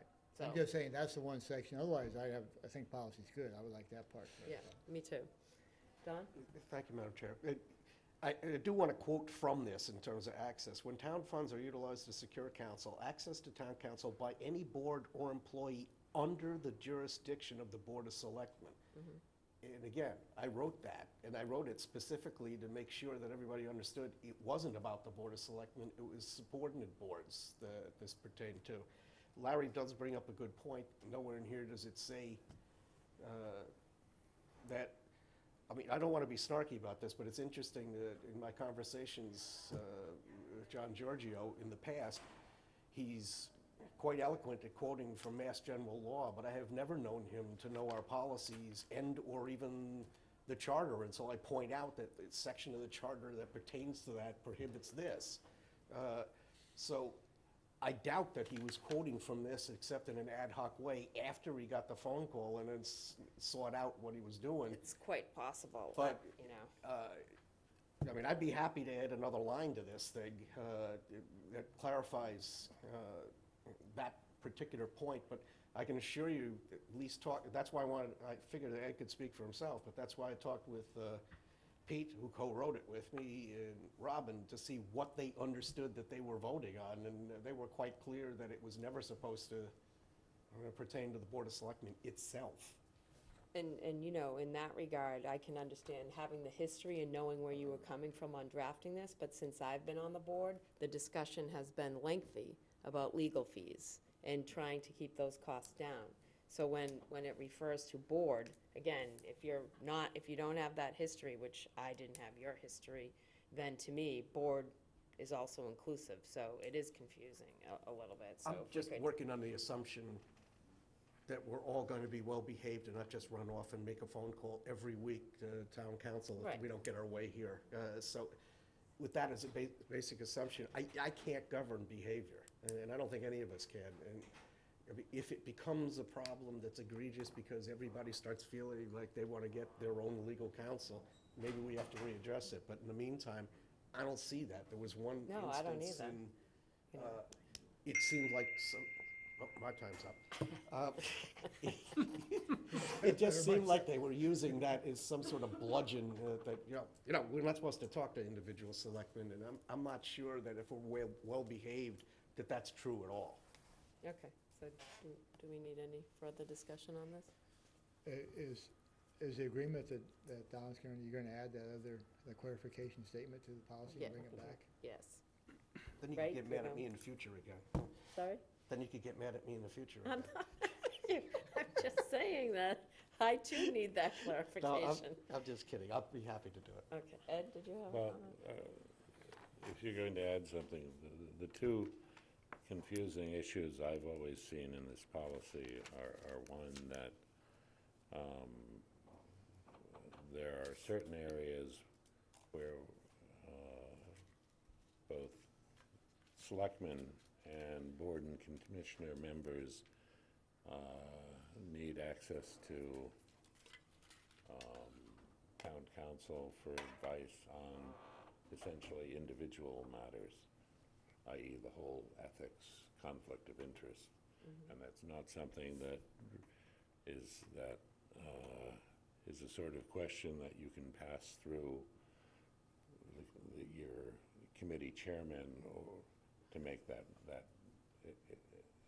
request, because that's something the person needs to, I think, authorize or raise and be authorized to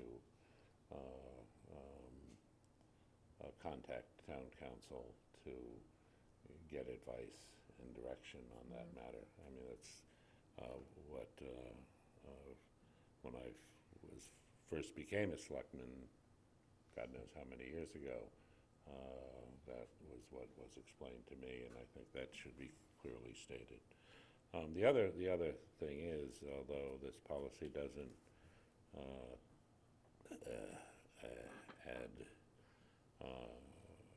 cover the Board of Selectmen, because let's see, how do you put it?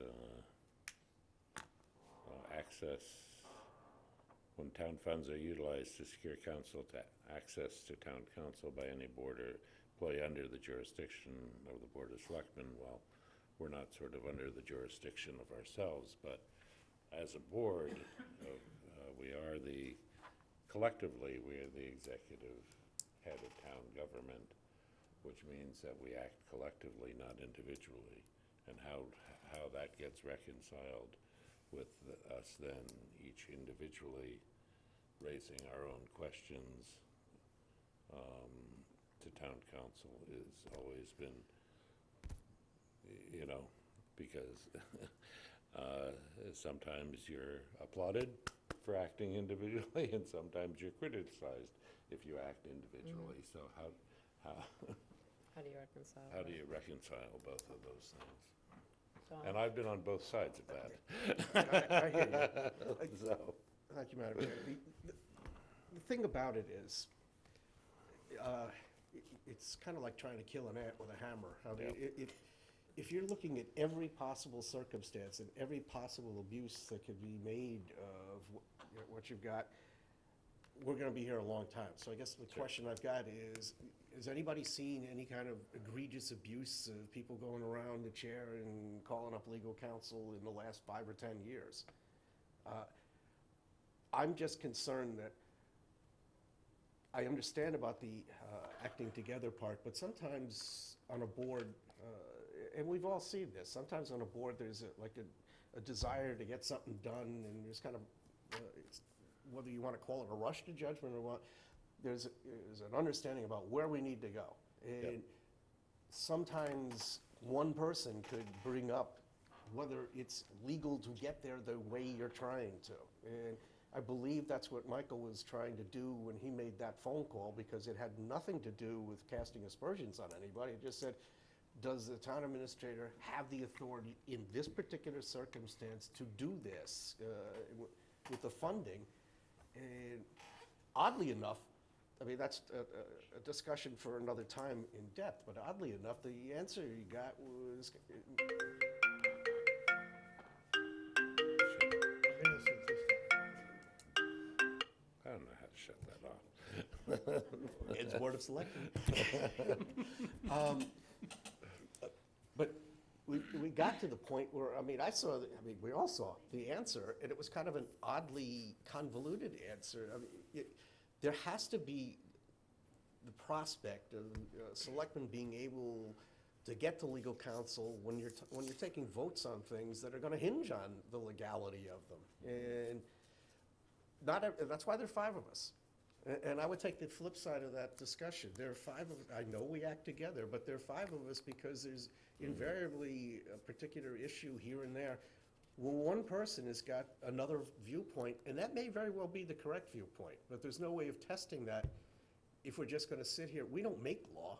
I mean, we got a lawyer to be able to tell us what law says, and I don't see how we can proceed in a situation that's so cumbersome that we can't get in touch with legal counsel without going through the chair, given the fact that we're looking at a 5 or 10 year period of time where it hasn't been a problem. I mean, if it becomes a problem, I'd be happy to entertain really restricting this. If you get somebody who's somewhat insane, and without naming names, I've seen people in other jurisdictions serving that are somewhere out there, but we're not at that point.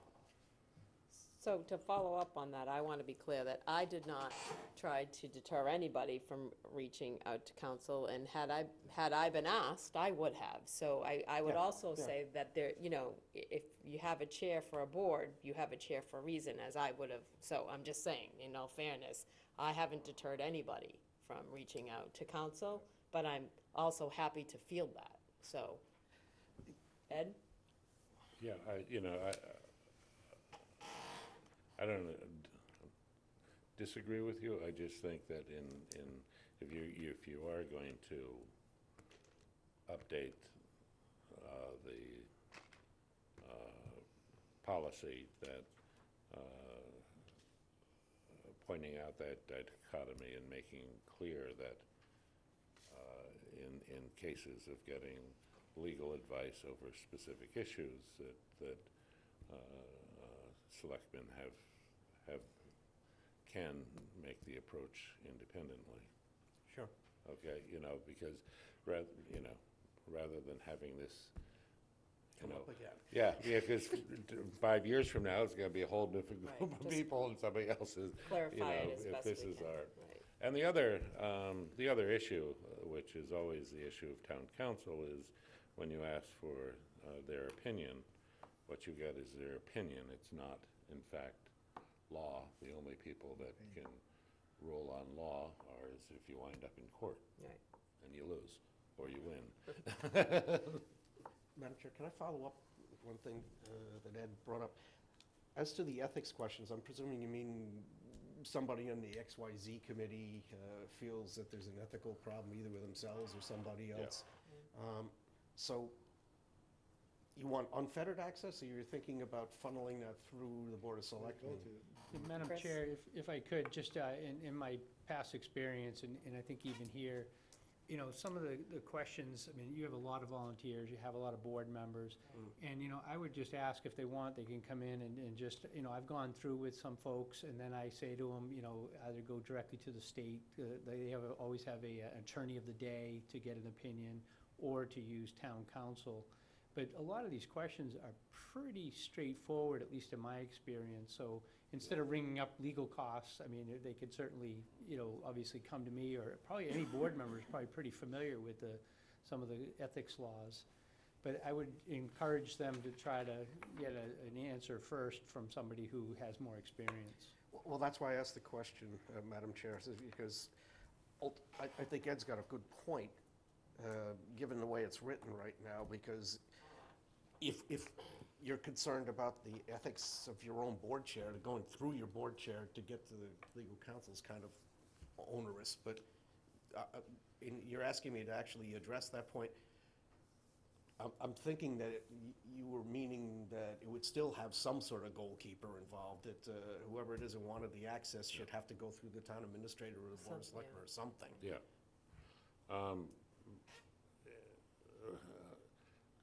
It basically, a lot of the questions that somebody would have are pretty pro forma, I had the question when we were discussing, when I was a selectman, we were discussing what to do with the middle school. Well, my house backs right up on the middle school. It was pretty much clear that I was quote, in a butter and had a conflict and couldn't participate, and I need to answer that question. And there's a lot of, but for a lot of volunteers, they need somebody to go to and be able to ask that question. Town administrator could answer that. Typically, our planning director is a good source of those sorts of questions, and the town clerk. But a lot of times, the issue is a little bit much more complex, and typically with levels of complexity, it's because of some information that somebody has that they would like to, if they're going to spill it to somebody, have it done with some guarantee of confidentiality, and the only way you get that is if you're talking to an attorney. I'll bring it back for Yeah. a first reading in a Yeah. couple of weeks then. Right. Did you have another question? No. Larry, you good? No, I'm done. Okay. Okay, so you'll bring that back? with Yeah. the- Okay, thank you, Don. Okay, and the next item is the town administrator authority to approve contracts and approval of capital items over 50,000. Michael? I brought this forward last year. I thought the $50,000 amount was too much, and for transparency, so the public can see this, I think that the limit that we set is far too high, so I brought it back to reduce it to 10,000 unsuccessfully, so I thought I'd bring it back again for discussion. Okay. Larry? Well, I voted some years ago to raise it to 50,000. And I thought with the, large budget we have, that was appropriate, but, Michael makes an interesting point that does increase transparency. I think the minister has done a good job of informing us was approved. But I have no objection of it being reduced somewhat. I would probably say 10,000 is a little lower than I would be, maybe 25,000 or something. But I don't object to this Michael's suggestion. Ed? I have no objection to leaving it where it is, provided, it's a budgeted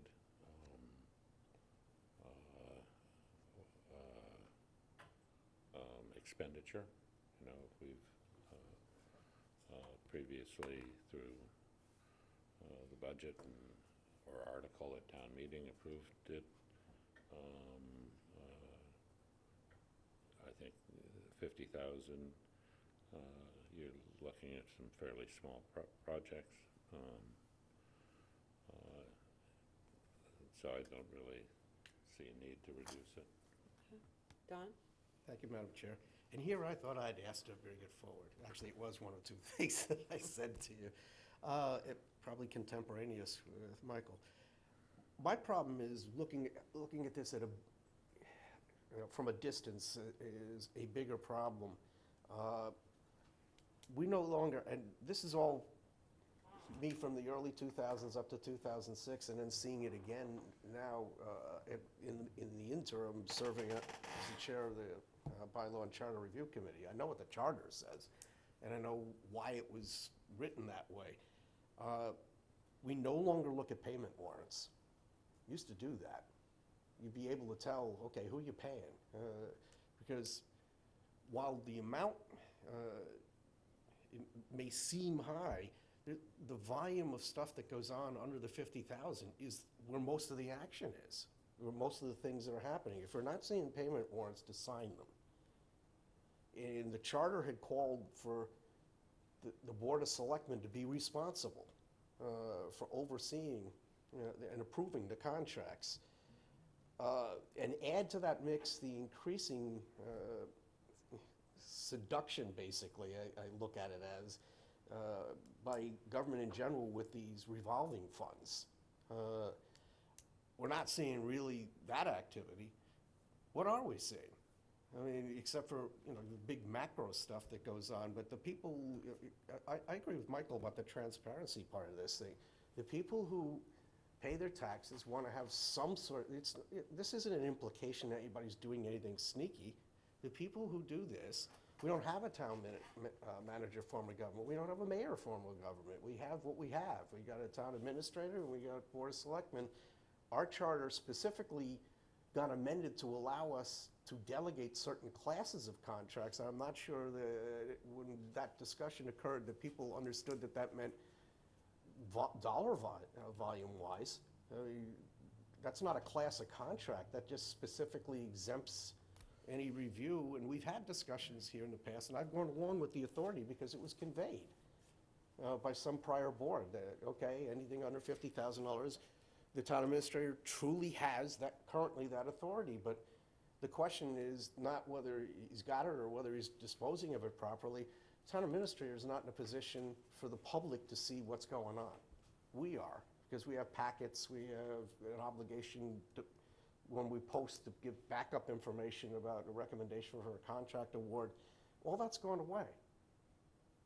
And I don't know about anybody else. That was one of the central reasons where I got upset about the pet burial ground. It wasn't until there was a contract that was sufficiently large where we got to the point of understanding that there were lots of other subordinate smaller expenditures that are going on, because we weren't signing off on invoices, we weren't seeing for approval contracts. I think the $10,000 figure is perfectly reasonable. I mean, the charter didn't have any provision for that.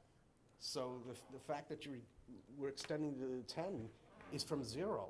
It's not coming down from 50. This was some board action that didn't want to see, I don't know, I can't speak for them all, but I presume they didn't want to see the volume. But the question then becomes, this isn't a corporation, it's a government. And everybody's money is in that bucket in front of you that you're spending it. I don't think it's unreasonable, because the town administrator is still going to make the recommendation for the awards, to have that one extra step so that the public gets to see something in public where there's a vote on it. Well, I know that we had that discussion when I was on the board, and I will say that, you know, ultimately, you are looking at a lot of volume, and you're getting a massive packet every week, and you also have a town administrator that you're employing. If you wanna lower it, that's a discussion to have, but that was the philosophy at the time. You're also talking about a different format that we're trying to refine, and getting contracts, et cetera, come to us with the sign-off, you know, and the checklist and all that. I mean, at some point, I think you also, you know, it depends on what you feel that the town administrator is able to do, but to tie that then into every single thing coming back, I think that's gonna, and I'd like to, you know, to understand better what's the impact to departments on that too. Norm, sorry, Chief. You're sending your conflicting message.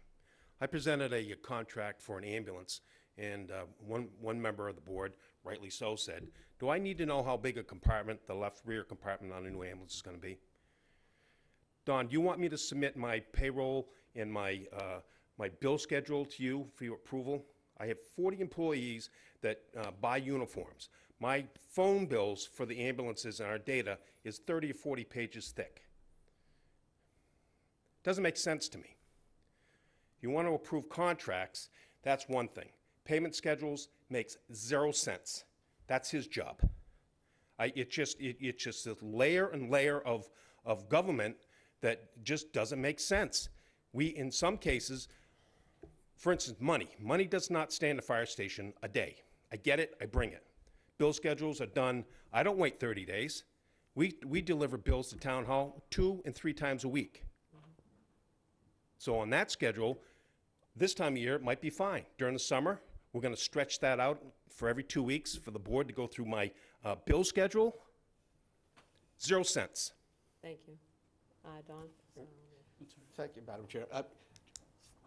Just so the chief knows, I'm not advocating that was the case. I'm saying that the charter originally called for that. You said payment schedules. I said Payment schedules. I am saying that we are not seeing that. We are not seeing the contracts. And when you aggregate all of that together, we're not in a position to know what's going on in its totality. I'm not recommending that we go back to the payment warrants, but I am recommending that we go back to a lower signature authority on the contracts. That's a different story. As you're going to see tonight, we're going to be we're in line here for approval of a contract for a grant and procurement of equipment. There's transparency there. We actually were before this board to get permission to get the grant. And when we got the grant, we told you exactly what was on the grant. But now we need to come before, which is fine, it's the way it goes, for permission to pay, use that money from the grant. So there's more than transparency on these things. I don't think for 1 second there's a lack of transparency on contracts that the department heads bring forth to the town administrator and then to the board. I can understand that, Chief, but that's not what I'm saying. I'm not suggesting we go back to that on the payment warrants, but I am saying that there's things in the charter that call for certain things. You want to change the charter, change the charter. But we're not talking about that kind of contract. We're talking about contracts that are going through where the town administrator is essentially saying, I had the authority to do this, but I'm just letting you know I did it, which pulls the plug on any of the other stuff that you're talking about. I just gave you an example of what I think is a pretty good cross-section of contracts that come before the town administrator to the board. The grant that we're proposing that we are allowed to use that money tonight is an example. You are explained, I'm trying to think of a situation, and the administrator would have to help me out here, where we don't come before you with permission to get a contract, why we need a contract for something, when we get it. You approve going forward with these things. We get funding at town meeting, and then contracts are signed. I think there is transparency here. You know, it's a bit of a rub to say there's not transparency. And through you, Madam Chair, that would not change whether we had the 25 or 50 or 10,000. That is not going to change that circumstance at all. Not at all. In your discussion, you said bill schedules. That, I think, is silly. I was using that Due respect. as an overall, because we're responsible, whether or not, I'm not going to debate this, but whether or not we actually sign them, we're responsible for them. I am saying that there's no way, when you're not doing that, you're not seeing the contracts under 50,000 and some of the other things that are happening with revolving funds, there's no way for us to stand up here and say, yeah, we're on top of everything that's going out right now. We know exactly what's going on. I am not making a suggestion that we change the payment warrants, but I am making a suggestion that we change the delegated contract signature authority from 50 down to 10 again, because it had no delegation whatsoever until a few years ago. The modern Board of Selectmen and the modern adoption of that board in the late 80s did not provide for that at all. The town administrator recommended and the Board of Selectmen voted. That has nothing to do with the payment warrant, so trust me, nothing's going to change on that. Nothing. I just think the contract language is, generally speaking, very open and transparent, beginning to end. Chris? Just a couple comments. You know, the payroll and the accounts payable, you know, I would not recommend that be reviewed. I mean, I probably spend an hour to 2 hours a week going through that myself. I mean, it's tedious. So I think we really would slow the wheels of progress. And I know that's not what's being discussed. Just as I've been your administrator for coming up on 5 years. And when I started, the authority was at, I think it was at 25,000. And they had changed the procurement law to move up a threshold to 35, and I think they were ultimately, it's now at 50,000. And I had approached the board and said, because the threshold had moved, do you want to move from 25 to 35,000? I think Larry may have been the chair during that.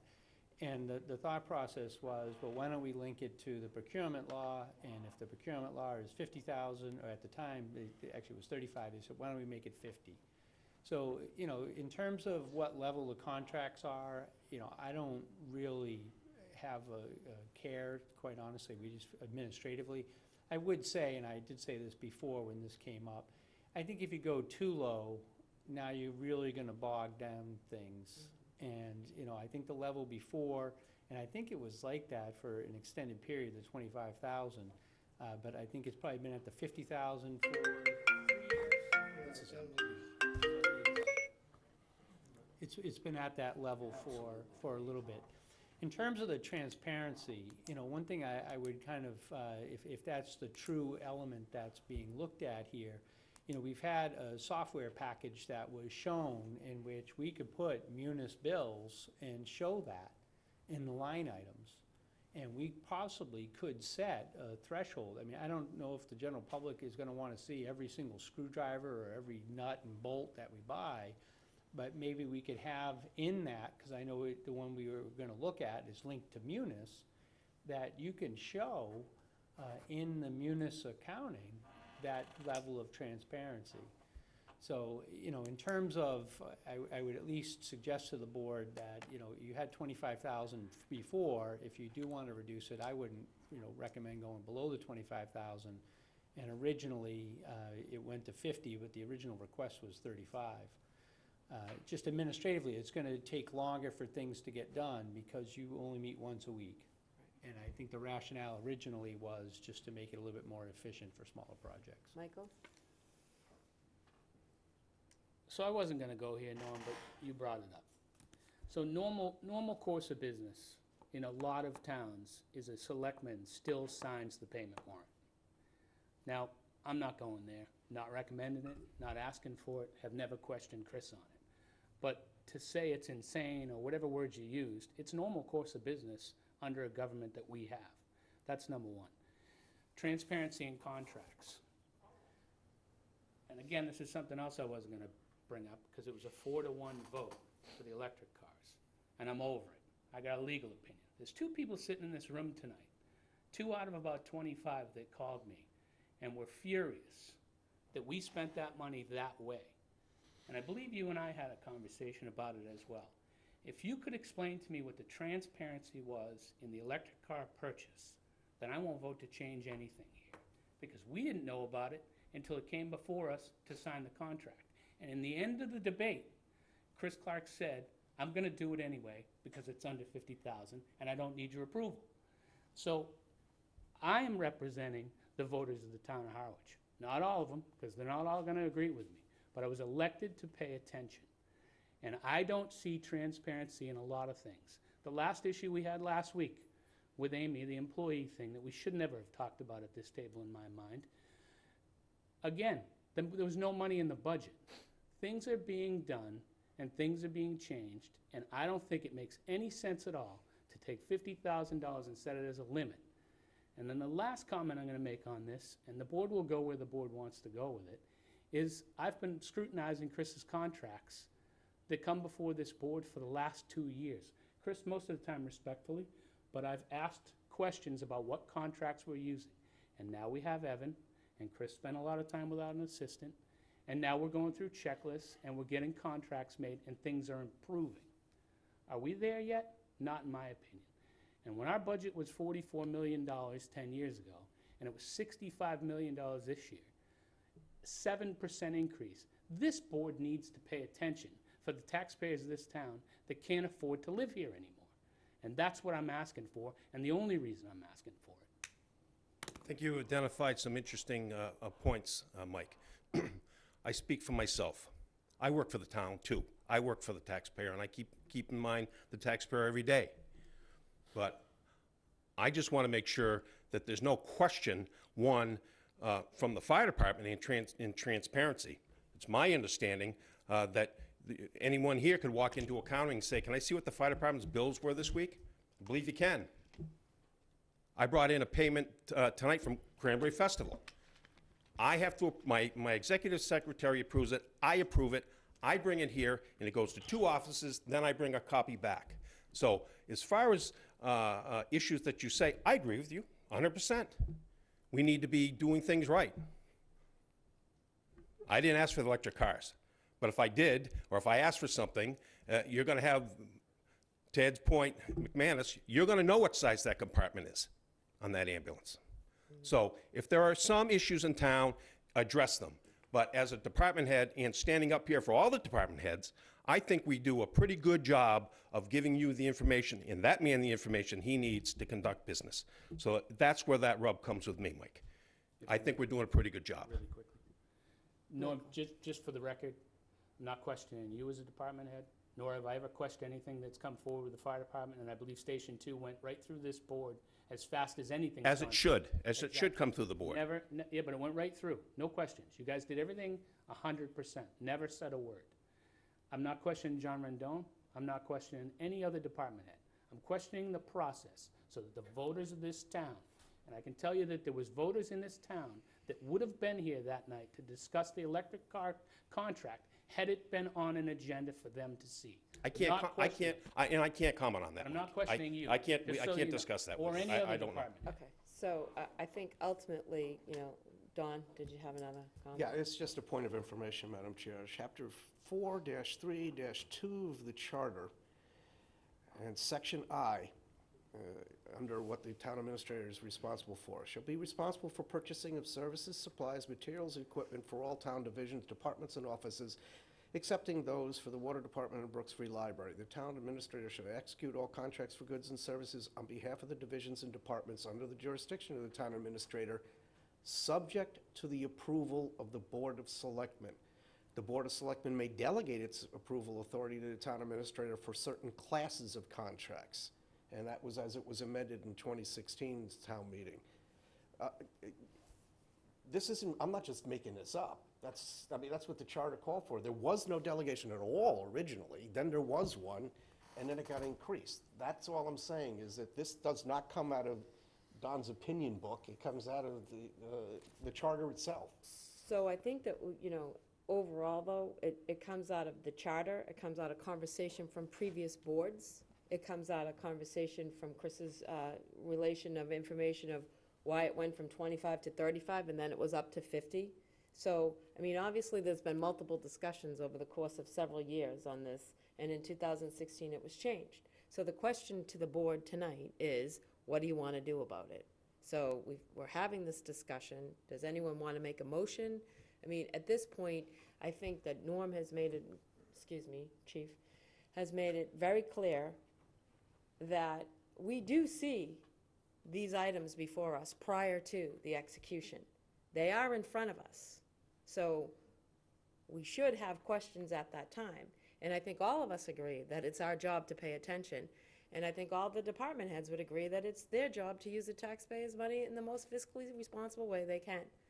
So the discussion's on the table, but I do think that, if we're going to peel it all the way down to $10,000, we have to think very carefully about what we're doing to the day-to-day business and the fact that we do meet weekly. And having said that, does someone want to make a motion? Yeah, I'll make one.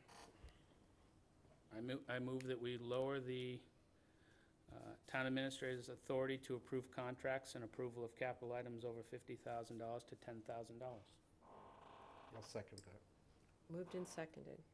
Any further discussion? We'll vote that. I'm going to oppose that. I think that's lower than I'm comfortable with. I'll oppose it, and I guess if it doesn't pass, I'll move for 25,000. Okay. Ed? Well, listening to Selectman Howell's the conversation, apparently the charter doesn't allow us to set a dollar value. We can only delegate certain classes of contracts. Is that your position? Because then this. I'm, know. interesting you should say that. I am not making that as my position. I have not checked it out with legal counsel, but that was the charter language that changed. I didn't propose the language, and that's what passed. It actually said that you could delegate classes of contracts. I am sure if we get a legal opinion, they could probably say, well, it's a class of contract insofar as the procurement regulations delineate a small purchase from a contract. I'm not prepared to defend it in either direction. I'm just quoting what it reads. Okay, so do you have any further comment, Ed? Well, no, then I agree that a dollar value is a legitimate way to classify a set of contracts, and I just want to make sure that there isn't some lingering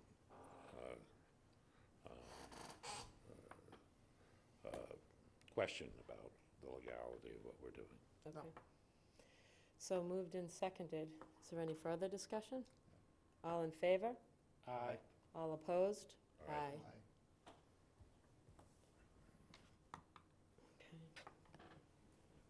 So was that three, what was, Oh, so there was Motion didn't pass. motion? It Two was in two. favor, three opposed, so it Okay, did not as pass. I said, I'll move that we change the town administrative authority from, Delegate. reduce it from 50,000 to 25,000. Second. moved and seconded. Any further discussion? Michael? I was just gonna ask, I'm could we sorry. have a date so it would be effective immediately, or just some kind of guidance so I Oh, can sorry. make sure I Make it administer it? effective November 1. Thank you. Okay. Give some time to adjust. Would that be enough So time? the motion has been seconded to be effective November 1 to reduce to 25,000. Michael? Is that approval of contracts and approval of capital items, or are you only Just- gonna do capital? Just on the capital items, just to be clear, the capital items are, in order to engage a capital item, it has to be by contract. So the 50,000 threshold is actually in Goes the all charter encompassing. relative to what goes in the capital plan and what doesn't, and what the capital outlay committee does. So I don't feel comfortable, I have zero jurisdiction in that. I mean, that's by charter that's determined. If that's the case, then it'll be for contracts, then. Contracts, right. Delegated authority. Delegated authority for contracts. And maybe if we could do January 1, just so I got to inform the department heads, we got to change a lot of the paperwork, just to give me a little bit of time to process that. November 1 probably is Let's do too tight. December 1, so we get it before the end of the year. I'm gonna push it a little bit on it. December 1? Yeah. That's 2 I'll months. still second. Okay, moved and seconded. Any further discussion? All in favor? Aye. All opposed? Aye. Aye. Four in favor? Yeah, it's three to 3 to two. 2. 3 to 2 in That favor. passed, favor. Okay. So now, contracts, assistance to firefighters grant program funding. So, actually, I'm just going to defer to Deputy Chief to do the overview. Deputy LeBlanc, as the chief had mentioned, we've been before you with this before. The project's broken up into 4 separate parts. That was part of the grant, but the total of purchases is over 50,000, so that's why we're before you tonight. These are all state contract purchases. This is the pricing. They've already gone through a vetted process to get this pricing set forth, and just really just getting it approved tonight. Thank you, David. Any further discussion, any No. questions? Okay, all in favor? Aye. Someone has to make a Oh, motion. sorry, I But you have to just, have a motion can you first. tell I'm trying to get past this? Someone make a motion. Move we approve the award. In the amount of 57. 57,467. Someone second it? I'll second. Michael seconded it. Moved and seconded. Any further discussion? All in favor? Aye. Aye. Okay. The Community Center EMS 55,000, 25A procurement. Just in terms of this, I appreciate the opportunity to go in. You know, the procurement law always has changes made to it. They're always adding different elements. So it was actually a good exercise. So under the procurement law, under energy conservation measures, it is section 25A of the procurement statutes, and it is 100,000 per building. So in this case, and just again for transparency, the community center electric management system is 55,000, and I know the question had come up because I think in total was 136. So the town hall, police station, and the fire station were all less than you know, the 50,000 respectfully. And then the procurement standard is you need if once you exceed 100,000 on a building, then that triggers that for the additional standard. So this is amenable to go forward, consistent with the section of the law. And you want to just spell out the EMS, because it's not, you know. So electric management system, it's not emergency management system, because. Right, just for clarification. Yes. Michael? I move we approve the contract for the EMS system in the community center for $55,839. Second. Moved and seconded. Any further discussion? All in favor? Aye. Thank you, Chris and Evan, for doing that work. Evan will Thanks for the save you question. time. You can stay seated. Okay, town administrators report. So I just have a few things. Anytime that, quite honestly, there's contracts that are a little bit different or unusual, I just want to make sure that the public is aware, and certainly the board is aware. So we did have in the warrant for, under CPC, $40,000 to do records management. So we did do the procurement on that. King Information System, which really one of the few companies that engages in this, came in at $39,824, so that is within that. I also, and that really is just a cull through our records, so when we get the record storage constructed in the basement of the community center, we'll have less records to store. And most of that is just there's duplication, in my experience. There'll be 3 or 4 bid specs, but you only need to keep officially 1. On the energy management system, these are the ones that we're doing where it's town hall, police station, and fire. And then we did have a smaller one for centralized EMS that was actually funded out of the DPW operations budget. And then lastly, on the contracts, the bike crossing system, so the $24,500 for the similar light signals as people are coming up on bicycles to cross. So just a flavor for some of the ones that came through. Obviously now we will amend that to go down to the 25,000 threshold, so you'll see some of these to specifically vote on. On the cable license renewal, actually, I do need to kind of coordinate a little bit with Jamie. I didn't have any takers from board members or a desire to form a committee, so we probably will put together kind of an interview team of people. There are several other towns that their contracts are up, so I may reach out to those other towns to see if we can collaborate by hiring one attorney. This is a very specialized skill, the 2 in Mass that are doing it. I believe I've heard one is retired and the other's contemplating retirement, so we're going to have to find somebody that specializes. This is really federal law that governs it, so it does require some specialty. We did want, actually, I'm not sure where this came from, but we did receive a request on the liquor license, that there were 3 liquor licenses. So appreciate that as a follow-up from town meeting. There was 3 seasonal licenses that we requested to be made annual. We did do the cover letter to Senator Sear and Representative Peake to have that special legislation go forward. So just wanted to alert the board to, that was one of the things that was voted at town meeting. And just a reminder again to folks that we will be having a wastewater meeting. I think this is going to be, a couple of these meetings have been like, why are we doing this? And I think we're well past that point. I think most people that have been attending these meetings want to get into the nuts and bolts of how do I hook up and the process. So it's going to be more of a focal point related to that. So that is October 3rd, Wednesday at 6 p.m. at the Cultural Center. Over on Sisson Road. And then just a couple other things on just, I have been going down to the senior center to do some Council on Aging director duties. We did receive 16 applications, so we are in the process of reviewing them. That number did tick up from the last time I had mentioned it. I actually reviewed the pool. I thought it was not a great pool, but a good pool. So I'm cautiously optimistic that we'll get a person out of that. Also, I did have a chance to come in on Saturday. Monomoy did a strategic visioning session. I know Selectman Ballantyne and Selectman McManus were there as well.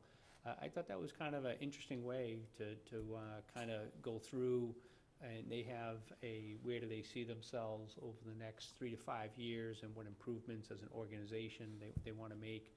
I did wonder at some point, that if the board wanted to give some consideration to doing something similar. I know we will be doing the comprehensive plan, which has an element to that. So it's maybe something to take into account. Comprehensive plan lasts for, I believe, 10 years by statute. And then lastly, I wouldn't mind putting together capital budget requests, and I do have some of the material on the West Harwich School, what the significance of that submission for the historic, I can't remember the exact. I did get some material on that from Sally Urbano had said she would, so I have that. I will forward that. I do also have a letter from the group that will do that designation. I have a call in to get a sense. I will provide that also to the board. so you get a sense. But I don't really exactly know what to propose for the West Harwich School for the capital budget. So if there are any ideas, I think historically, in the time I've been here, I put demolition just to kind of get discussion started. And I guess as a default, I could do that again, but I think more, where we want to go, I think Selectman Valentine had that on the, as a discussion topic. And I appreciate that, Chris, because I have that information, but there's so much information that, quite frankly, I wasn't quite sure where to go with it. I was going to talk to Sally some, but it's, It's a lot. yeah. Somehow we need to pare down to some actions, and I haven't got there, but it needs further discussion. I know I need to think about it more. I may just do a to be determined, or just put it on the capital plan and then have a discsion, but I don't really have a, I want to go after that, it's just so much Burning right now, I wasn't sure what to. Yeah, there's a lot of information. and that concludes my comments this evening, Madam Chair. Can I just ask one question on the cable license renewal and needing the attorney? So how will you go about trying to figure that out? Yeah, under the charter, what I would do is just come back and recommend the appointment of special counsel. Yeah, actually, this will be my 4th time doing it. So it's all, I want to say, FCC regulated. I know people may get excited because no one wants to pay high cable rates. Really, the long and the short of this is we have no jurisdiction over content, and we have no jurisdiction over price. So really, the only items that we can go through, and there's a process to obtain, it's called ascertainment, where there's, you hold public hearings, you go through a process, and you focus on customer service, and then really how much that the town gets out of sales of just the basic cable. I don't believe that includes all. And any of the internet services that people have, that's outside of the cable law. So it's a fairly narrow area in which we can negotiate. And at least in the 3 other times that I've done this, we have found special counsel that's familiar with the FCC regulations and what we can and cannot do to guide us through the process. Here, I think if we have an opportunity to collaborate with a couple other towns, maybe we could save some money by using the same counsel. A lot of these contracts are boilerplate, and the adjustments would be something that would be made by the town. But just as a for instance, we may get 3% of the gross sales. We can go potentially up to 5%. So that's something we would ask for. And then capital improvements, we can ask for that as well. So those are the 2 areas. We usually do okay on, I don't think anyone's ever really totally happy with the customer service that you get from cable. So that's usually something that's pretty straightforward to prove that they could definitely improve that. But there is a formal process that needs to be adhered to. In the state statute is, I think, 166A. So there's a state statute specifically related to cable operations. And in that regard, we have no opportunity for any other expanded cable providers, correct? We're stuck. Well, that's a business. Right, I know, it's more of a separate business from. question. Right. I was in one town in which we had a second one wanted to come in. They both fall under the same statute. Really, you need somebody that wants to come in as an alternative to the Comcast people. Right. And from a business perspective, it is expensive to put fiber in, and there's usually not a lot of opportunity. Based upon the demographics of the Cape too, because we don't have that population density. I was in, one of the towns that I was in that a second company wanted to come in was Wellesley. And you're in the Boston area, geographically you're pretty small, a very affluent population base. I think almost 30,000 people in that area. It was kind of attractive for another company to kind of come in. But here, the distances to get here and the population, it's probably not going to be as attractive for a second company to come in. Okay, thanks. In terms of the goals and objectives under the Selectmen's report, I just want to touch on, I did send out an email, I hope you all got it. So if you haven't, again, anything to add to the goals and objectives, can you just get them to me really like by tomorrow afternoon, because I have to finalize all those. Selectmen's report, Don? Yeah, I'm going to go back for my favorite subject, appointments to committees. To my knowledge, we haven't populated the first ad hoc committee yet, the parking committee. And I just want to point out to those people who sent in their original applications, they sent them in before there was a committee or a charge. It would be nice if they could reaffirm that that they would like to serve on what it is we actually did come up with. And I'm sure we can move forward on it.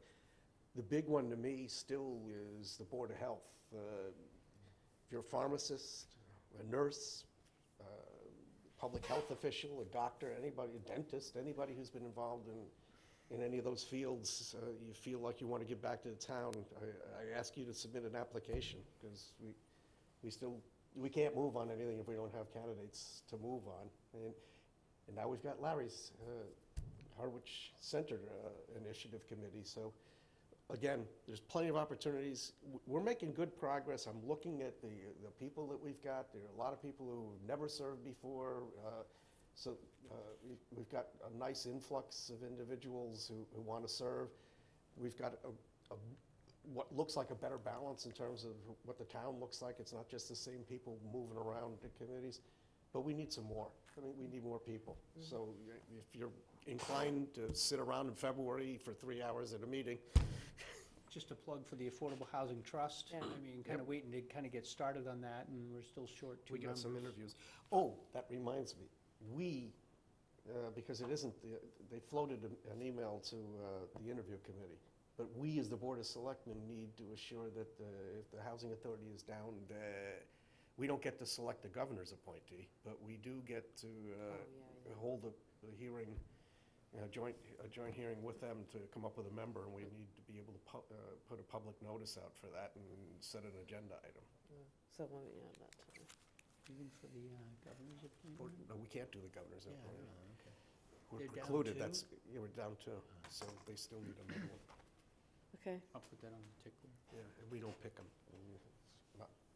It's not the interview committee. Yeah, right. It's, Ed? it's the Selectmen and the Housing Authority? Yeah, Joint meeting. Yeah, joint meeting. Joint It has to meeting. be public notice. Well, actually, as to the former conversation of the cable renewal, I've actually not had any problem with the cable service. What I do need is a fifth grader to handle the technology for me.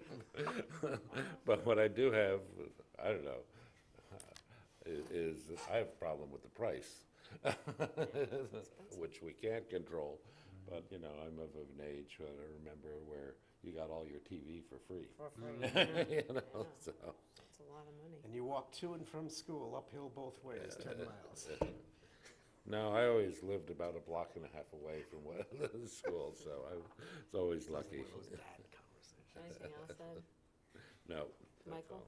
Can we ask Chris that they update the vacancy list? I know that we haven't seen an updated vacancy list, and I believe there was an email done to us stating that the one online was from February of 17, maybe. The committee list? But Jamie can't obviously put it up, or Caleb, until we get an accurate one. So can we? I'd appreciate that. Unfortunately, I've alluded to this. There's so many tentacles in our site where even if something is accurate in one place, like liaisons, it could be accurate on the face page for the Board of Selectmen, but not accurate on the committee. There's a lot of stuff out there, but that's one of them. Yeah, The okay. committee vacancies are not accurate to the moment. That's all. I have nothing. Nothing? Okay. I just want to run through a couple of reminders for people with the Coffee with the Cop, which Chief Gumet mentioned earlier tonight at the Harwich Community Center on October 3rd, which is Wednesday. Touch a Truck, which Carolyn mentioned, 10/13, 11 to 2. The Boutique, which is really important to get those donations up for the Halloween costumes, which can be donated at the the community center or the library. And again, to the comment about the committee vacancies, that the Historic Commission, Mary indicated they need 1 full-time and 2 associate members. And just lastly, about the goals and objectives again, and the budget message, yeah. Julie, is it realistic? I mean, if we send you our stuff, that you're gonna be able to get both done by next meeting and in the packet? Can you postpone one a week? I'm happy to. I mean, I just don't see how we're gonna get goals and objectives done. I'm gonna send you a bunch. Okay, so I can postpone, I'll get the budget message, so get me a budget message, I'm happy to postpone I'll send them it. to you as much as I can Yeah, tomorrow, but That's fine. it takes one, The having budget done it. message has to, by charter, be here. Well, that's why the And draft is That in probably should October be the 1. priority. So that is the priority, so I'm happy to postpone for another week on that, yep. Okay, so if you'll just at least get me a budget message comments, if you have any, if you don't have any, that's fine, just so I incorporate it. And that's it. Can I get a motion? To adjourn. Second. So